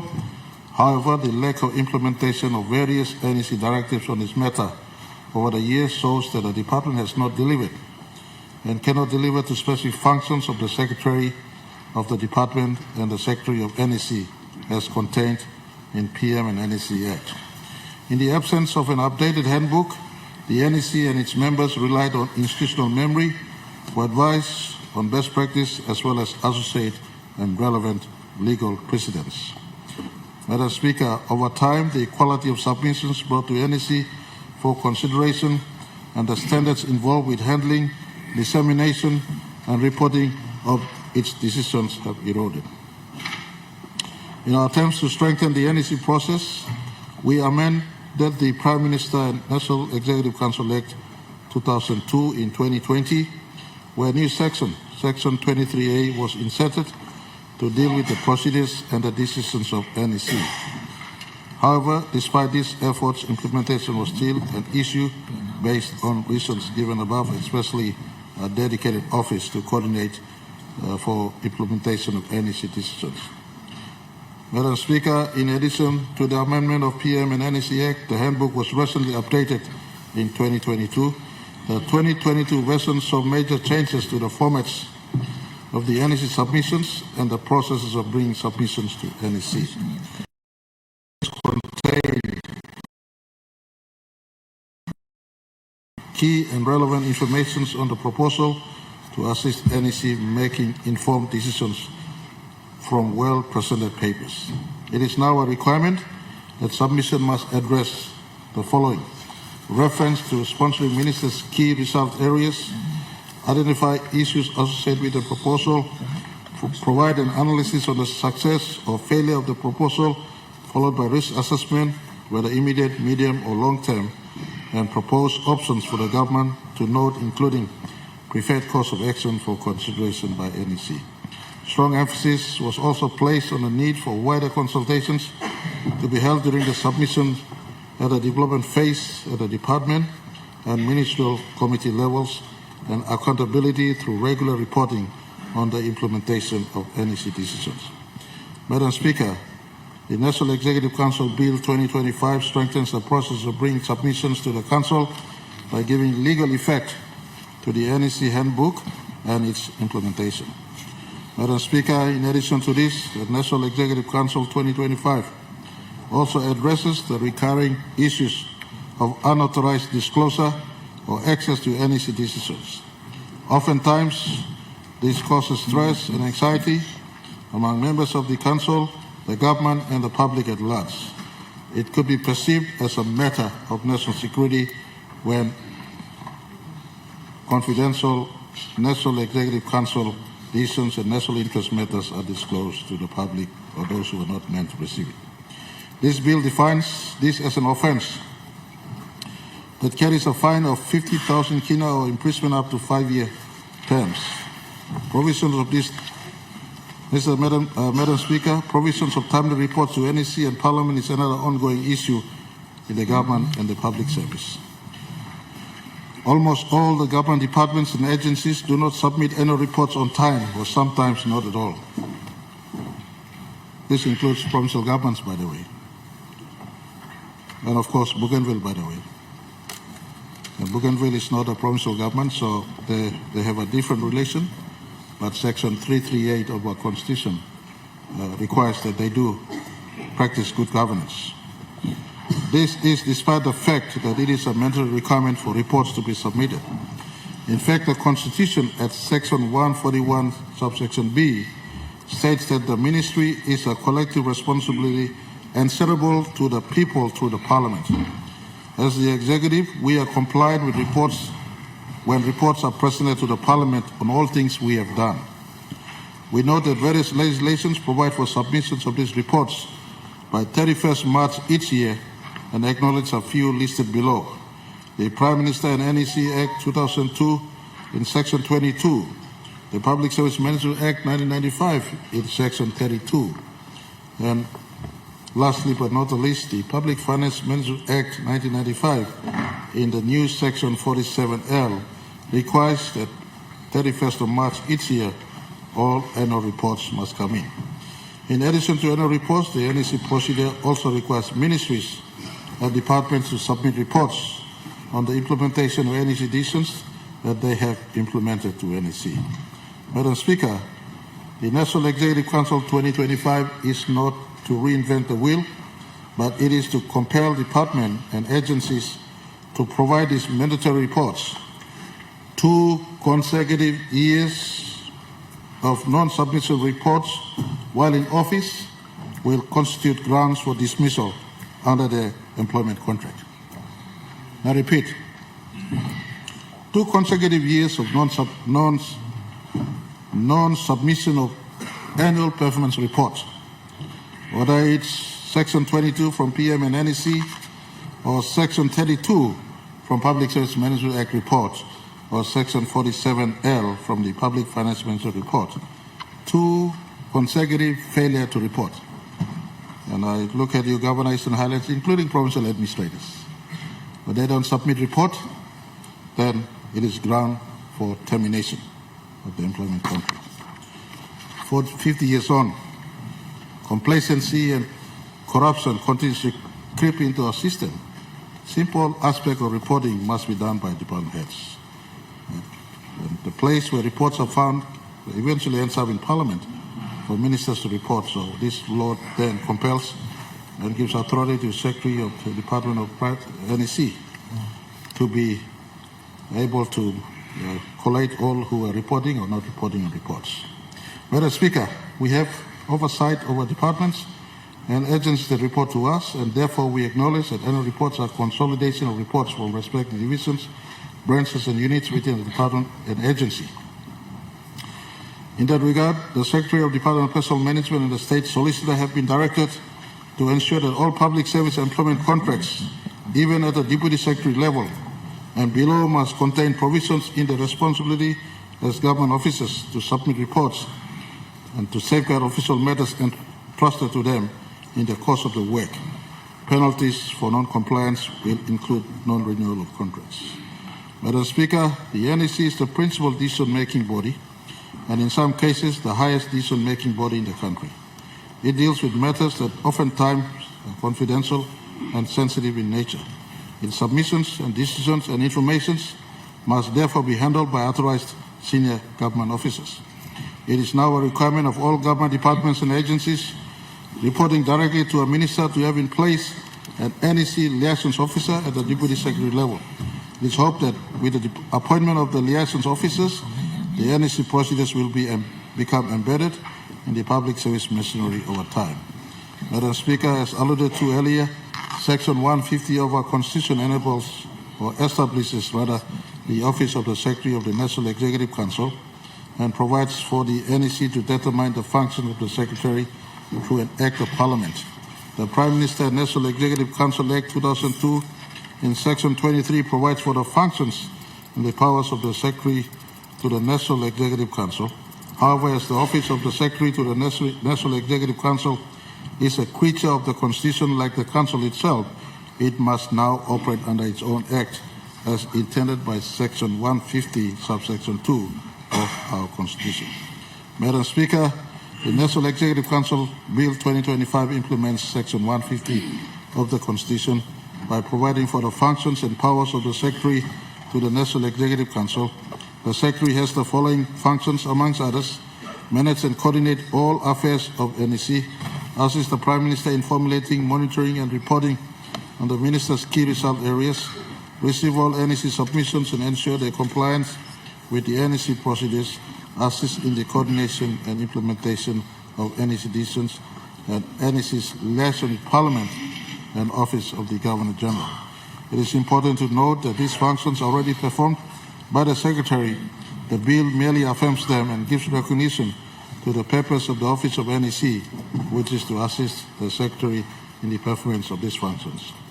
In conclusion, Madam Speaker, it is the firm view of the Marape Rosso government that by capturing the NEC procedures together with the functions and powers of the NEC Secretary in an Act of Parliament, this will eventually lead to whole-of-government coordination, best practice policy implementation, and achieving the interventions we made when we took office in 2019.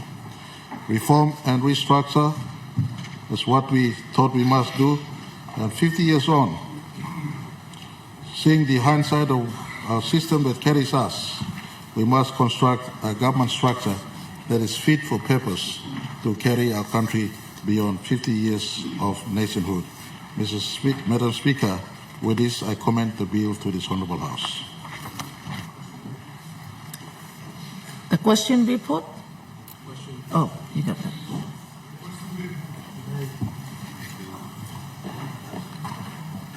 Question be put. The question is not be put. The question be put. Sorry. Member for Abao. Thank you, Mr. Speaker, and congratulations to you. I think for the first time, because you are there, the House is balanced. Thank you. Congratulations on your appointment as Assistant Speaker. We are very, very proud of that attainment. I want to make a few comments on the presentation by the Honorable Prime Minister on this very, very important bill, particularly in moving the National Executive Council head, the Secretary for Cabinet, as a separate entity by itself, as a department. Yesterday, I did allude to the comments, and I've been going through the details of the bill. And Prime Minister, I think you are right. Your government has made the right decision to relook at the procedures of cabinet submissions, because over the years we have not complied with the procedures that are very clearly outlined in the handbook. And so I congratulate the government on this important decision. I just want to point out two matters. In my reading of the bill since yesterday, I failed to see the role of the Central Agency Coordination Committee in the process, because in Section 7 of the proposed bill, subsection 7, it says that the Secretary shall issue clearance to any submission lodged with the office before its presentation to Cabinet. So we are now, by this law, giving powers to the Cabinet Secretary to vet the policy submission that the Ministers of State want the Cabinet to make decisions on. And so now we are congregating power to a not elected a public servant. And so because in the process, rather than give power to one person, we established a Central Agency Coordination Committee, CACC, where all the central agency heads would sit together and make sure that the cabinet papers are in order, particularly, for example, for those that had implications on funding, that the treasurer must be consulted, whether that submission is coming from other sectors of in the country. The key agencies must be consulted. That was the job of the Central Agency Coordination Committee. So Secretary for Treasury, Secretary for Finance, Secretary for Planning, Secretary for Attorney General, and Secretary for Provincial Affairs are members of the CACC. I can't see it here. And so my question, Prime Minister, through the Assistant Speaker is, are we now getting rid of the Central Agency Coordination Committee? And I raise a concern. I hope it's not. I hope it's still there. Okay, the second issue is, and I have echoed some of these sentiments, and I want to re-echo it while the Prime Minister is now bringing an amendment to the PMNEC Act. Now we'll only call it Prime Minister's Act and NEC Act when we pass it. And that is, I am of the strong opinion that our Constitution and the organic laws and the enabling legislation have given one person, one citizen in this country, the most powerful citizen, and that is the Prime Minister of the country. My personal opinion. And so, Assistant Speaker, in subsection 7, on the process of bringing submissions to the NEC, I wish there is provision in that process that all submissions, whether it's by the Minister of State, the Deputy Prime Minister, or the Prime Minister, must follow this law now that we are going to pass.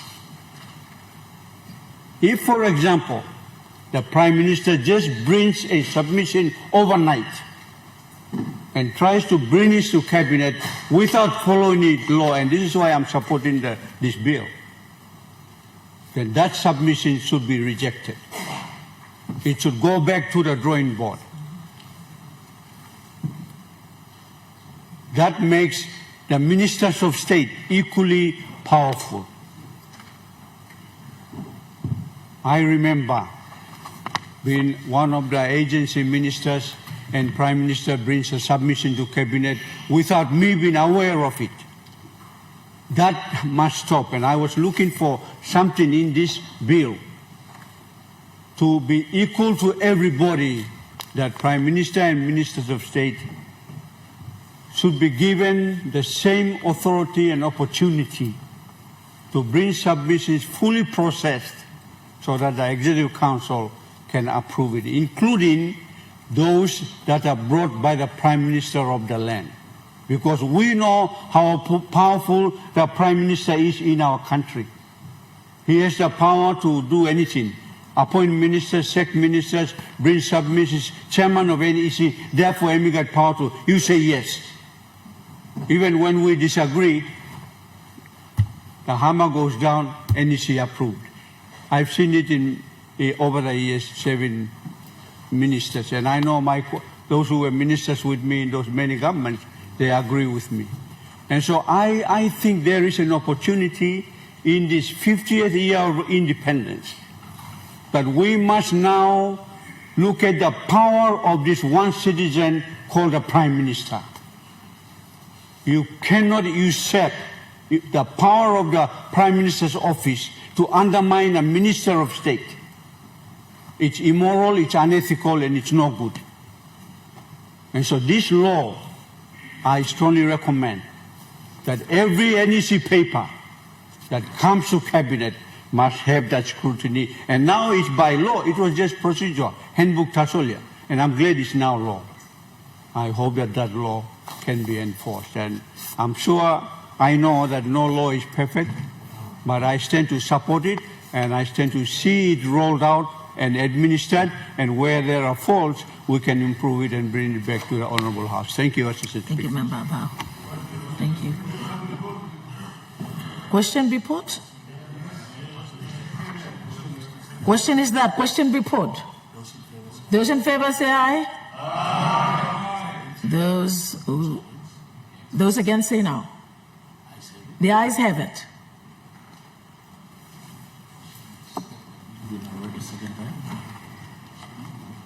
The question is now the bill be read the second time. Those in favor say aye. Aye. Those against say no. The ayes have it. Clerk. Second reading. a bill for an act to amend the Prime Minister and National Executive Council Act 2002 and for related purposes. Prime Minister. Madam Speaker, I want to, before I ask the Parliament to move the third reading forward. Is leave granted? Mr. Prime Minister. Madam Speaker, I beg your pardon.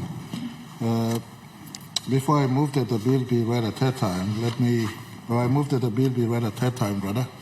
And I want to make some response to the pertinent issues raised by the member for Abao. And I appreciate his commentary, being in various cabinets since 2002. He can understand exactly where this is coming from. I want to give assurance to this House that the role of CACC remains and is entrenched in the Prime Minister and NEC Act. So this in no way, shape and form dilutes the role of CACC, and all process remains. The Section 7 power of this new Act allows for the Secretary of Department of NEC to make sure that all the ticks are ticked off. All the ticks are ticked off, including the issues where sometimes cabinet paper could be rushed to that are not of any sense of agency. Just like the member for Abao, him and me were privileged to serve the two previous governments as cabinet ministers. I have served two previous prime ministers before I became prime minister myself, and I'm pretty conversant with sometimes possible abuse of the processes. This one now gives opportunity that the processes are not abused. That the cabinet process is fixed in law. If you have a proposal, you have a paper, it goes right through the path. And then it holds accountability in the system. That those who expect to deliver on the outcomes must be delivering on the outcomes. So I want to give comfort to all members of the Parliament and to the country. As part of our amendments and reconstruct to 50 years of being as a country, this is some work. Though small it may seem, but essentially important to tidy, so that no one Prime Minister sees he's a superhuman being and sits in the office of Prime Minister doing what he has to do. Gone are the days where papers can be pushed right through. And so this intends to achieve the outcome the member for Abao has alluded to. And the rest of the process, including the role of CACC to make sure financial implications, legal implications, etc., is secured in the other sister law that exists, or the current law that exists as it is today, whilst we create the sister law. I want to also give assurance to our people of this country, not to say that the past has been bad. There are processes involved in NEC process, including CACC. But before CACC deals with these papers, you got ministerial committees. For instance, the Ministerial Economic Committee or the Social Sector Committee that deliberates on papers before it comes up. In terms of passing laws, the laws that government sponsor, laws does not emerge overnight. All get a law, mibla passim or one come to parliament, and we get process. Example, state solicitor by giving one will call him number one lawyer from country, I'll call him state solicitor, and by giving certificate of compliance. Before that, certificate of necessity must start finish. Before come FLC, by giving talk right or something okay. So he got about 4+ steps involved all the paper from the NEC.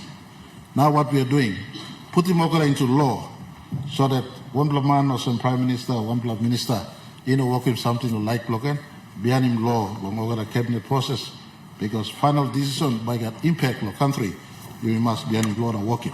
And after this one will passing finish, who said you supposed to making work. If you look him to law and go down. Hold him secretary that's all accountable.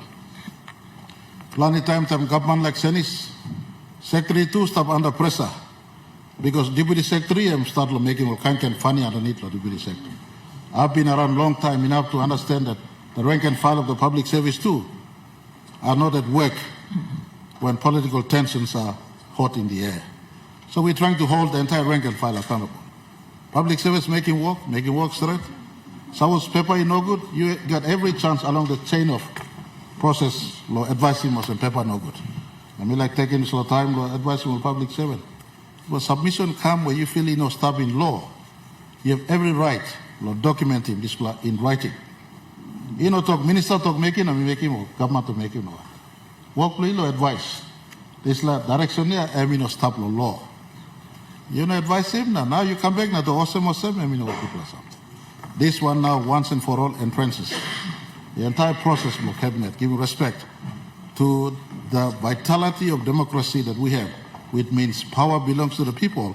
The entire chain of process must involve everyone correctly and not one man dominate up at the top. Will I give my assurance law country too also for the first time, under my words, we've instructed for secret ballot in NEC. Secret ballot. So all that you vote to like play. No God man need to say how you vote. Look, every decision cabinet like working. And highest authoritative law country, law Sidat law cabinet making this law. I challenge all the governors. Do you conduct your assembly well? Do you allow decisions to be made very well by in a transparent manner like this? Something we must all do. One man decide. The entire body of leaders, ministers must decide at the provincial assembly or provincial PC. Ministers at the National Executive Council must decide, not the Prime Minister. We've given respect to the entire process where everyone decides in the chain of decision making along a country's way. And at the cabinet, we're elevating it to the highest. So, Madam Speaker, sorry, Mr. Yet. Madam Speaker, me commending us on this bill, we come to the House, let me pass it. The question be put. The question is that the question be put. Those in favor say aye. Aye. Those against say no. The ayes have it. The question is that the bill now be read the third time. Those in favor say aye. Say no. The ayes have it. Clerk. Third reading, a bill for an act to amend the Prime Minister and National Executive Council Act 2002 and for related purposes. Clerk. Notice number 128, Prime Minister.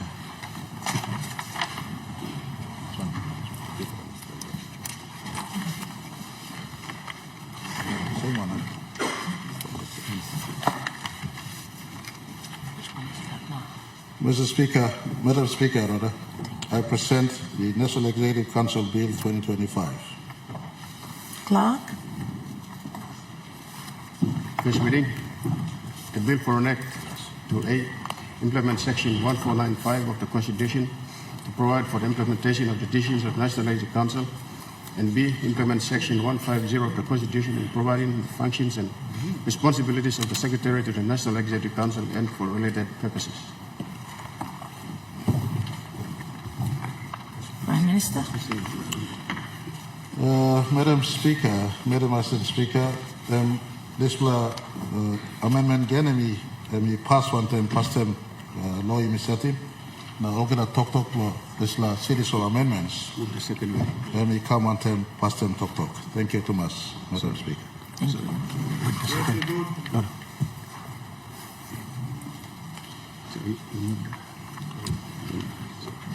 Madam Speaker, me now moving on some bill now, you may read him second time.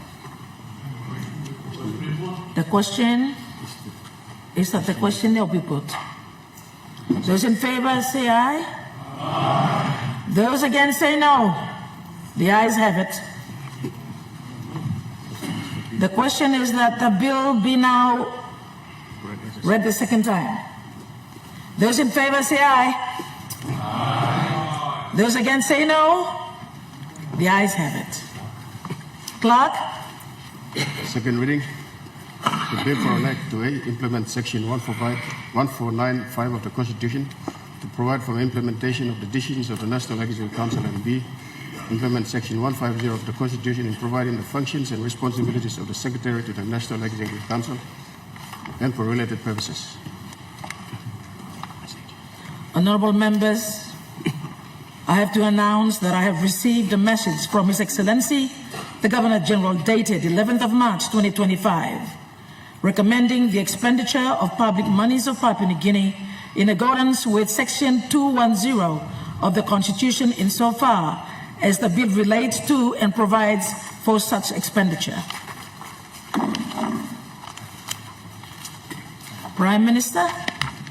Madam Speaker, me asking legal of Parliament or moving third reading, Harriet Thomas. Is leave granted? Clerk. Mr. Prime Minister. Madam Speaker, me moving that this bill now, you may read it number 3 times. The question is now put that the bill be read. The question is now the question before. Those in favor say aye. Those in favor say aye. Aye. Those like him this laptop, no guy. The ayes have it. Honorable members, the question is next page. It's this one. The question is that the bill be now read a third time. In accordance with the Constitution requirements, the bill must be passed by an absolute majority of 60 members. Clerk, please ring the bell.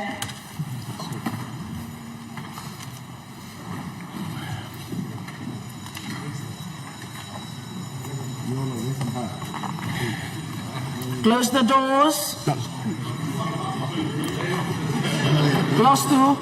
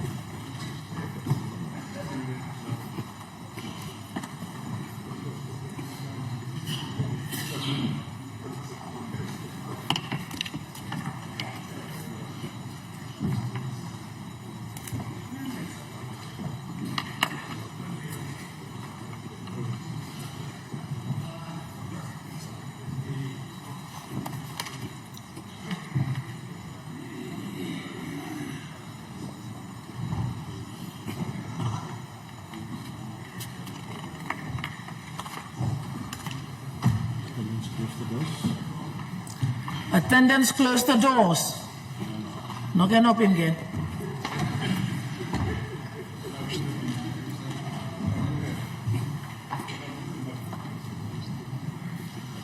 The question is that the bill now be read the third time. Would those in favor stand?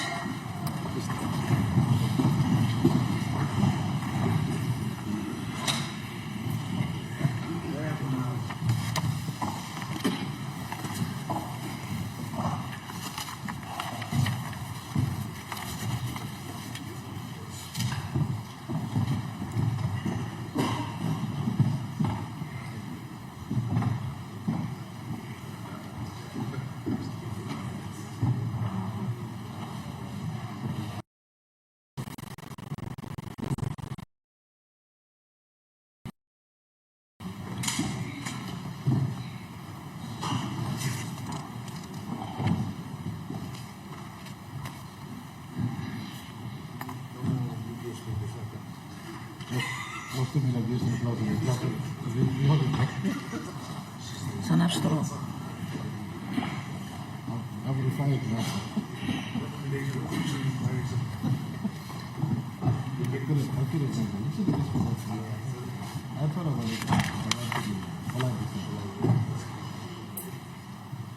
Reference to two private proceedings.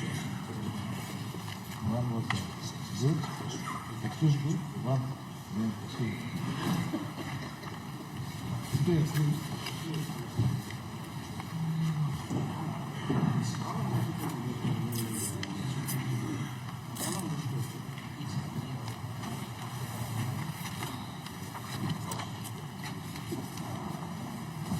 Two channels,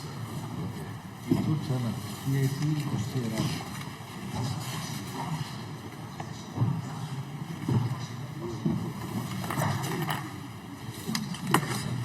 Your committees must go to work now. Someone please.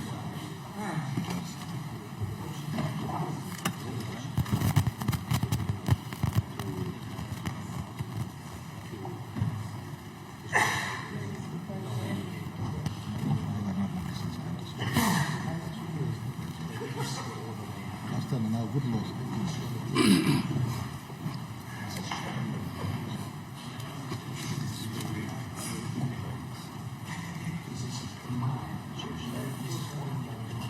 With those against, please stand.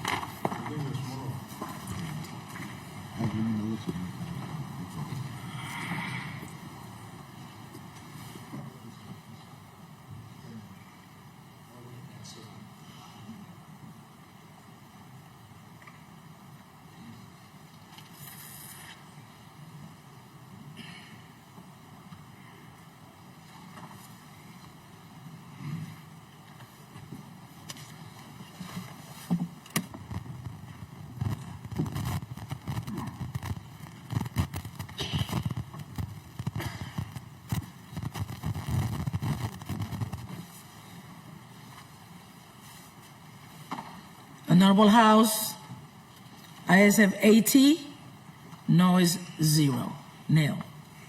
Clerk, Reading a bill for an act to implement Section 1495 of the Constitution to provide for the implementation of the decisions of the National Executive Council, and B, implement Section 150 of the Constitution and providing the functions and responsibilities of the Secretary to the National Executive Council and for related purposes.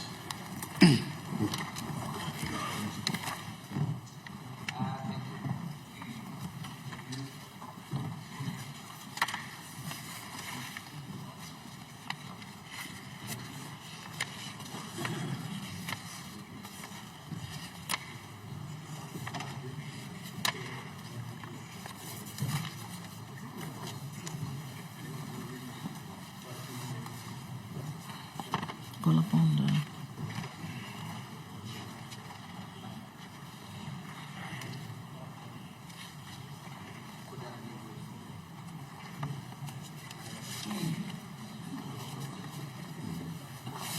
I call upon the leader of government business. No.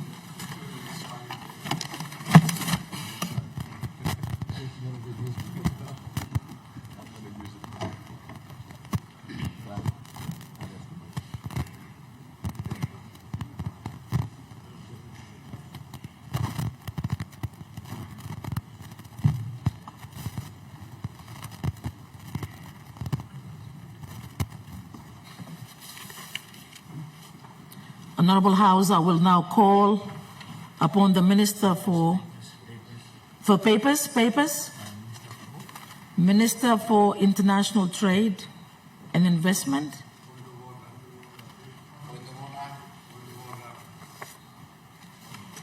Your point of order, Member for Abao.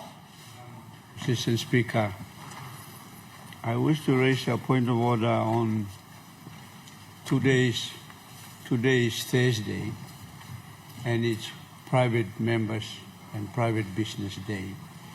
The government has taken over a lot of time, and for quite a long time now, the bills or papers sitting on the notice paper are going to exceed the required time for them to be there before they are going to be automatically removed from the notice paper. So I request if the government, through the leader of government business, can allow those agendas on the paper today from the private, on agenda 7, be allowed to proceed before we rise today. Thank you.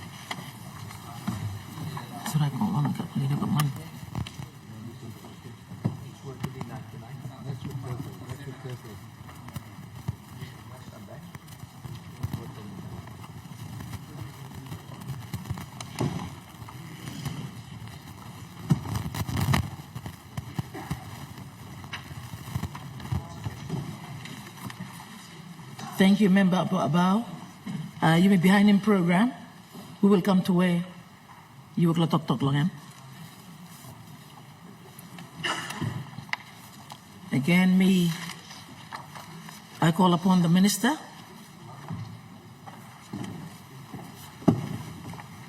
Minister for International Trade and Investment. Madam Speaker,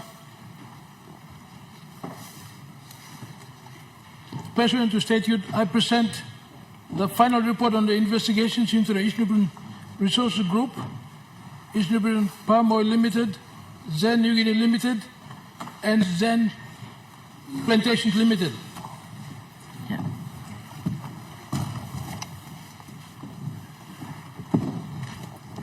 Madam Speaker, I ask leave of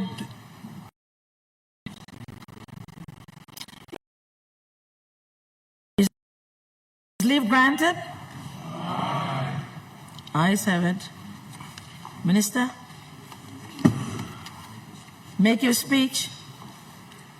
Madam Speaker, I rise to present and update the Parliament on the final report of the investigations into the East Nubian Group, East Nubian Palm Oil Limited, Zen New Guinea Limited, and Zen Plantation Limited in relation to its dealings and business conduct towards the local oil palm growers of East Nubian Province.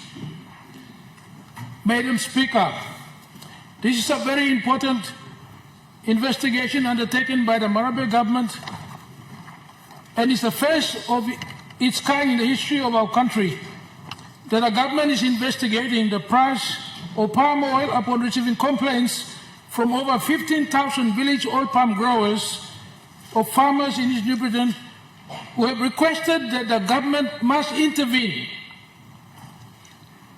to assist them seek a price increase of between 500 and 600% so that they can enjoy the same prices that farmers in West New Britain are enjoying and have been enjoying over many, many years. Because the price in East New Britain is very, very low compared to the prices that are being paid by New Britain palm oil and Hage oil palm in West New Britain Province.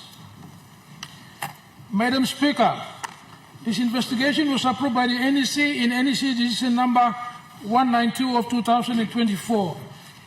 Following a petition that was received in August when NEC met in Rabaul by the local oil palm growers and landowners of Gazelle Peninsula and the wider Bay Area of East New Britain Province, calling for an investigation into the exploitation of an unfair trade practice by East New Britain Palm Oil Limited for allegedly fixing the price of oil palm to the farmers at a price of 10 kina per metric ton for over a period of 10 years from 2014 all the way to 2024, while at the same time, the farmers in West New Britain are getting 800 kina per metric ton. That has gone on for 10 solid years.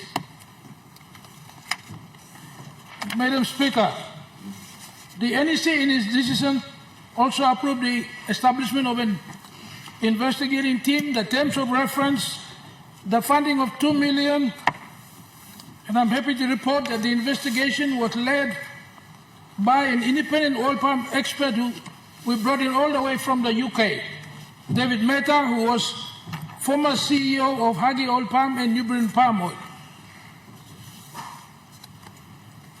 and a team of lawyers and other Papua New Guinea experts who helped them. And it took us 2 months to conduct the investigation. From November last year, November the 8th, all the way to the 16th of January, before this final report was put together. Madam Speaker, the investigation found that the East New Britain Palm Oil Limited is part of the East New Britain Resources Group, which comprised of East New Britain Palm Oil Limited and Zen New Guinea Limited and Zen Plantations Limited. And so the investigation team extended the investigation to cover the East New Britain Group and not just East New Britain Palm Oil Limited.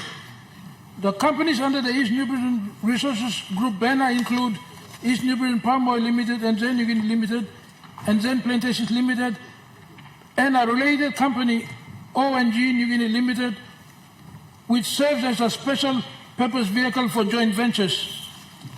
These companies are not interconnected through their ultimate shareholders, rather they have common directors. Madam Speaker, East New Britain Palm Oil Limited is part of East New Britain Resources Group and operates in the Gesal Peninsula area of East New Britain Province. It is recognized as a legitimate oil palm development with no prior history of logging activities. As of October 2024, East New Britain Palm Oil Limited manages approximately 7,996 hectares of leased land that is planted with oil palms. Additionally, it procures fresh fruit bunches from 36 smallholders who cultivate an extra 245 hectares. The company operates a palm oil mill with a capacity of processing a capacity of 16 tons per hour, along with a kernel crushing plant. Madam Speaker, the East New Britain Palm Oil Limited palm oil development model is based on companies acquiring land from landowners through various arrangements, including but not limited to joint ventures, memorandum of understandings, and memorandum of agreements.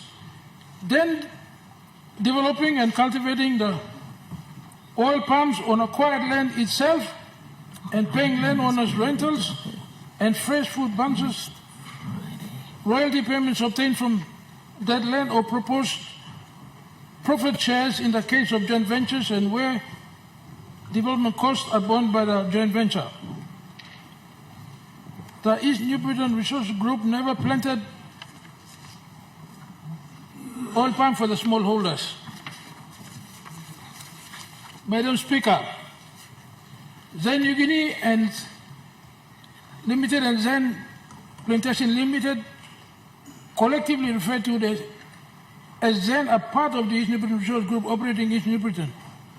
Originally, Zen New Guinea operated as a logging company. However, following a change in shareholders, Zen New Guinea was established, shifted the focus towards oil palm development. This oil palm development model was based on a SABL lease. After logging activities, the company developed some of the cleared areas for oil palm cultivation and subsequently manages these plantations. As of October 2024, Zen Plantation Limited had approximately 7,000 hectares planted oil palm with a palm oil mill capable of processing up 45 tons per hour in a crushing in a canal crushing plant. Madam Speaker, the East Newport Resources Group was led by its former CEO, who holds full responsibility for the development of the East Newport Resources Group's projects. During his tenure at Zen, he acquired the Special Agricultural Lease and subsequently the FCA. Following these acquisitions, he initiated the development of oil palm plantations on land owned by local landowners without formal agreements in place. Consequently, that landowners have no choice but to accept the terms imposed by him. At East Newport Palm Oil Limited, he is an individual responsible for managing the initial acquisition of land from landowners for oil palm plantations. This process involved various agreements, some of which were merely verbal agreements. Madam Speaker, according to landowners, these arrangements were predominantly negotiated without adhering to proper free, prior, and informed consent protocols. No documented evidence of free, prior, and informed consent negotiations had been located by the investigation team, including verbal allegations suggest that he employed exploitation tactics, including verbal agreements, coercion, and intimidation to acquire land. Madam Speaker, it is alleged that the former CEO engaged in numerous inequitable benefit-sharing agreements that were agreed upon without prior, free, prior, and informed consent negotiations. Most landowners who signed this agreement did so without a clear understanding of their commitments, the benefits they would expect to receive, and the time frame in which these benefits would be delivered.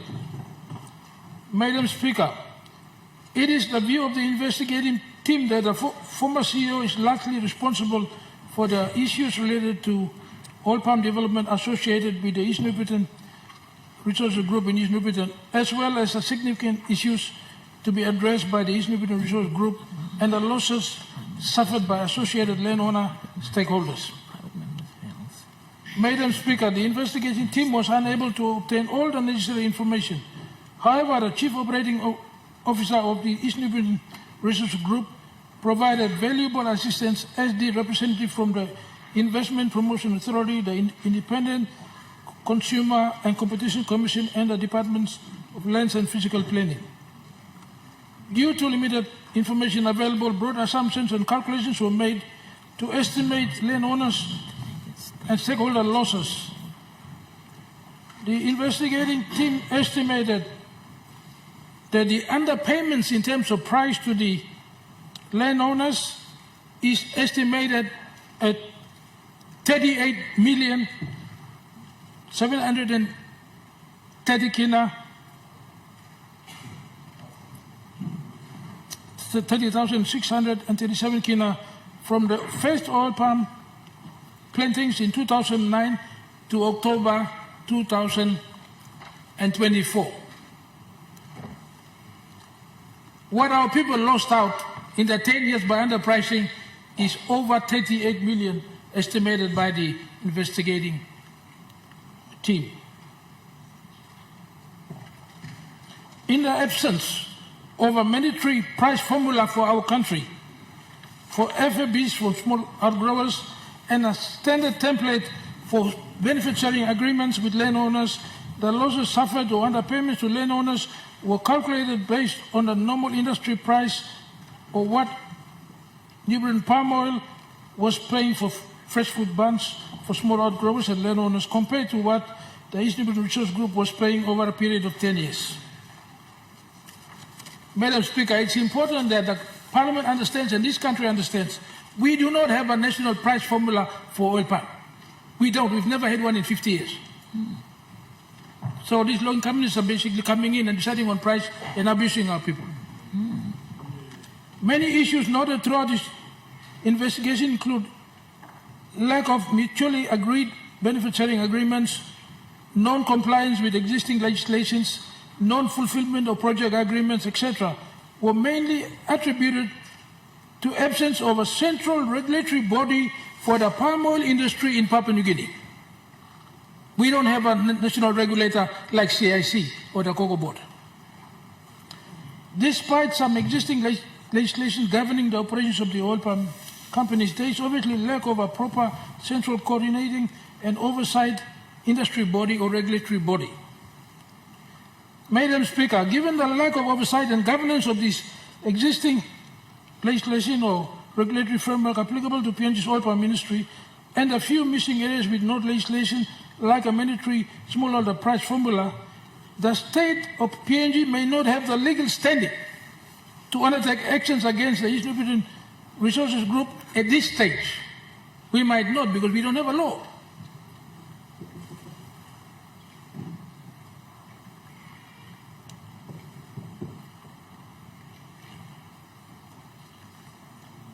The government of PNG needs to handle this situation with gracefulness to ensure a win-win situation for all stakeholders going forward. That is to keep the company operational, because it's got the mills, it's got the plantations, it needs to be exporting. But at the same time, we have to look at how we can ensure we have a fair and equitable benefit sharing agreement, including a national price formula. Madam Speaker, the recommendations that arose from the investigation include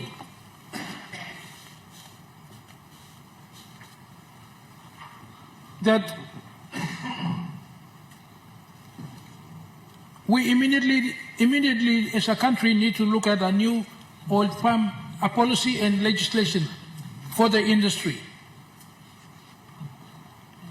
This is to prevent logging companies from acquiring SABLs for logging purposes under the disguise of agricultural development.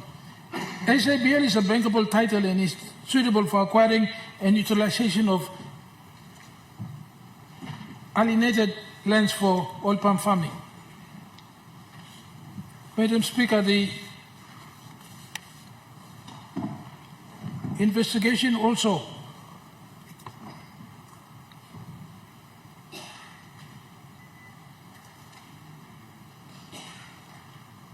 has recommended that we should quickly look at the issues affecting the oil palm growers of East Nubian province. There are also complaints from other parts of the country coming now. And now farmers have actually stopped bringing the fruit to the mill. It's a very serious and important and serious issue, and that must be looked at immediately.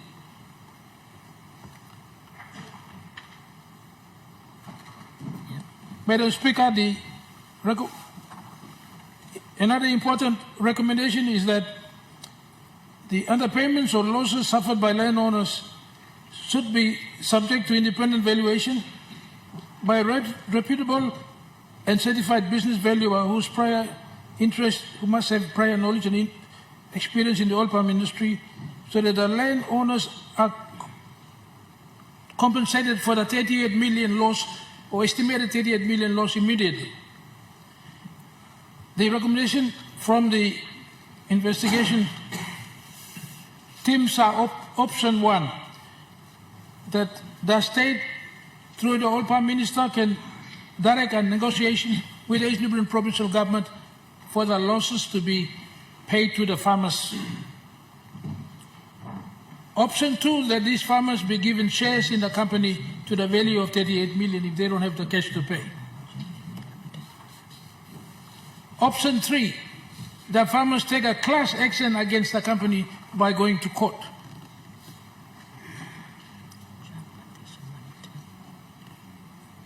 Option 4, look at other options, including taking them to court under the Companies Act. Option 6, criminal charges should be brought against the board and management of this company and its shareholders. Option 7, those responsible should be deported from this country to make a lesson for everybody else, not to exploit our people anymore. So those are some options which the investigating team has now proposed to government.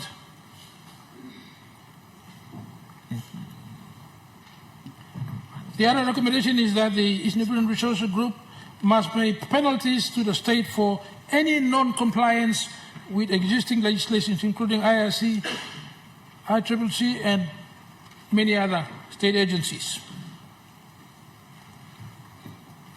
Madam Speaker, the Marape Rosa government will act firmly on these complaints from our farmers and must act firmly so we can get a fair and far better package to encourage our people to free up land for oil palm development. We also want to send a clear message to all foreign investors that under the watch of the Marape Rosa government, no foreign investor will be allowed to cheat and rob our people from the fruit of their sweat and labor on our own land. Madam Speaker, this investigation will form the basis of the new oil palm policy and legislation that must be put together to govern the operations of the oil palm industry and its management into the future. Madam Speaker, we have a legislation that governs the coffee industry, one that governs the cocoa industry through the Cocoa Board. However, over the last 50 years, we have not had a legislation for the oil palm industry. We only have OPIC, which is an extension arm of the oil palm industry specifically for smallholders. We have never had a national price formula because we do not have a law that gives rise to a national price formula. If oil palm companies in the country do not pay the right prices to the farmers, who is the watchdog that watches over them? Who should they complain to? Do they have to wait for 10 years for the Marape government to investigate?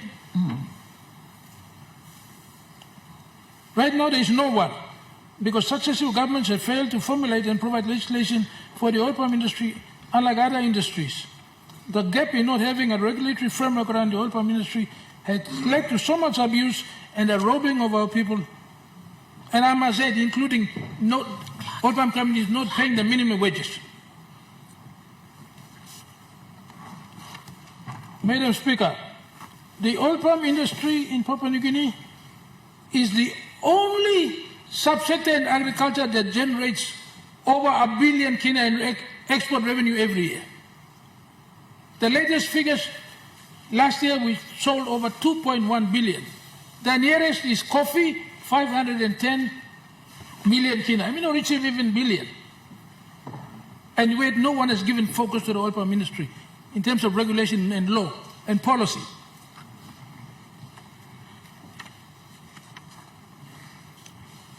This makes oil palm industry the most important agriculture sector in our country. But yet we have not bothered to look after it through a legislative framework and a price formula mechanism so that our people will get good pricing and will be happy to make more land available for oil palm. Madam Speaker, Indonesia has over 13 million hectares of oil palm planted. The oil palm industry in Indonesia accounts for 1.6% of the GDP. As the majority of harvest is exported, the agriculture industry generates more than 18 billion US dollars to the Indonesian economy, and in fact, is the biggest export industry in the whole of Indonesia. It is the only country in the world that has significantly increased the size of palm oil, which grew by almost 650% between 2000 and 2022. And contributing to the labor sector directly, 4 million employees and 16.2 million if you're talking indirect employees. Madam Speaker, the world demand for oil palm is very, very high and will continue to be very, very high because the world is moving to biofuel using oil palm. Like in Indonesia, 40% of all the oil palm is now used for biodiesel.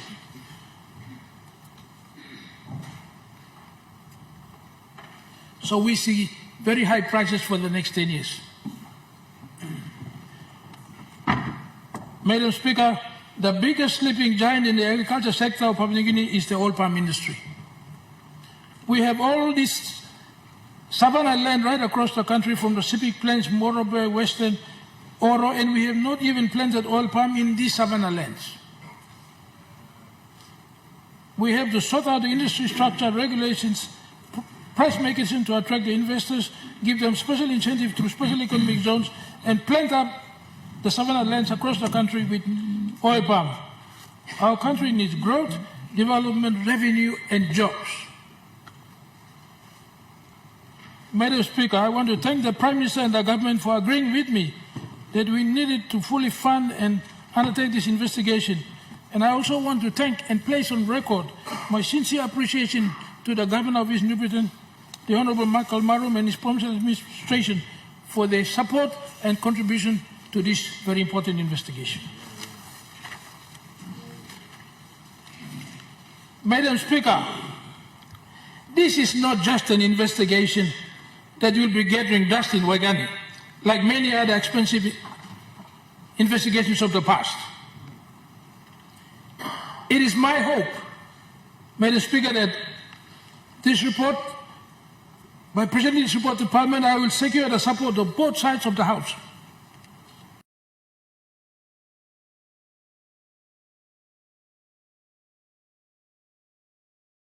Including a national price formula must be put in place this year.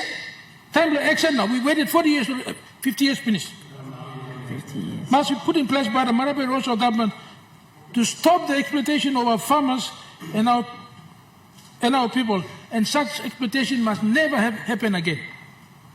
After 50 years of independence, we must be mature and we must put an end to foreign exploitation of our people in our own country and in our own land. Madam Speaker, we must also agree today that we will get behind the people of East New Britain and support them to recover 38 million they have lost. I mean, wrong blow. Government no got price formula, no got legislation, all suffer here.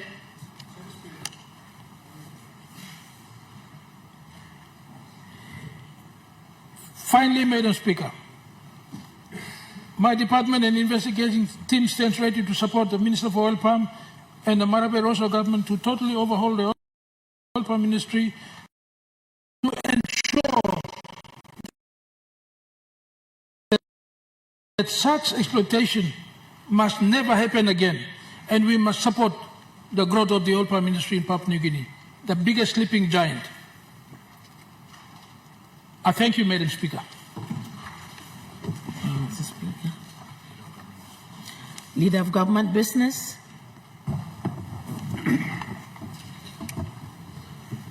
Madam Assistant Speaker, pursuant to statute. Sorry. Adjourn.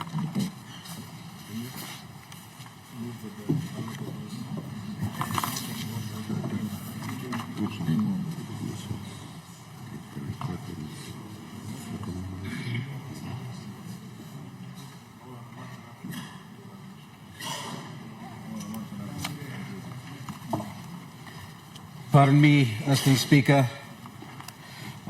Madam Assistant Speaker, I move that the report and its recommendations be adopted and the debate be adjourned and made in order of the day for a subsequent meeting. The question is that the motion be agreed to. Those in favor say aye. Aye. Those against say no. The ayes have it. Leader of Government Business.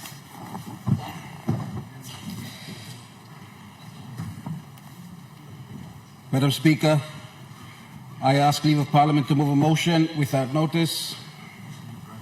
Is leave granted? Ayes have it. Leader of Government Business. Madam Chair, I move that leave of absence be granted to Mr. Connie Iguan.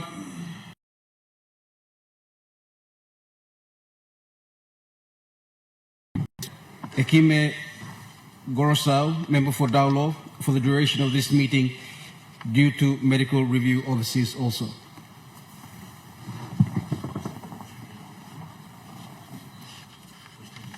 The question is that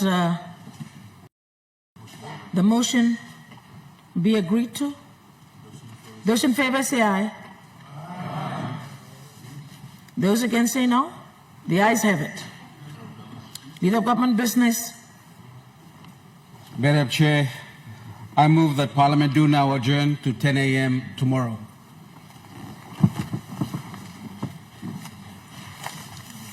Member for about?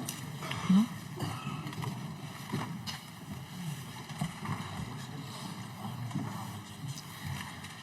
Members of the House, the question is that Parliament will adjourn until 10 a.m. tomorrow morning. Those in favor say aye. Aye. Those against say no. The ayes have it.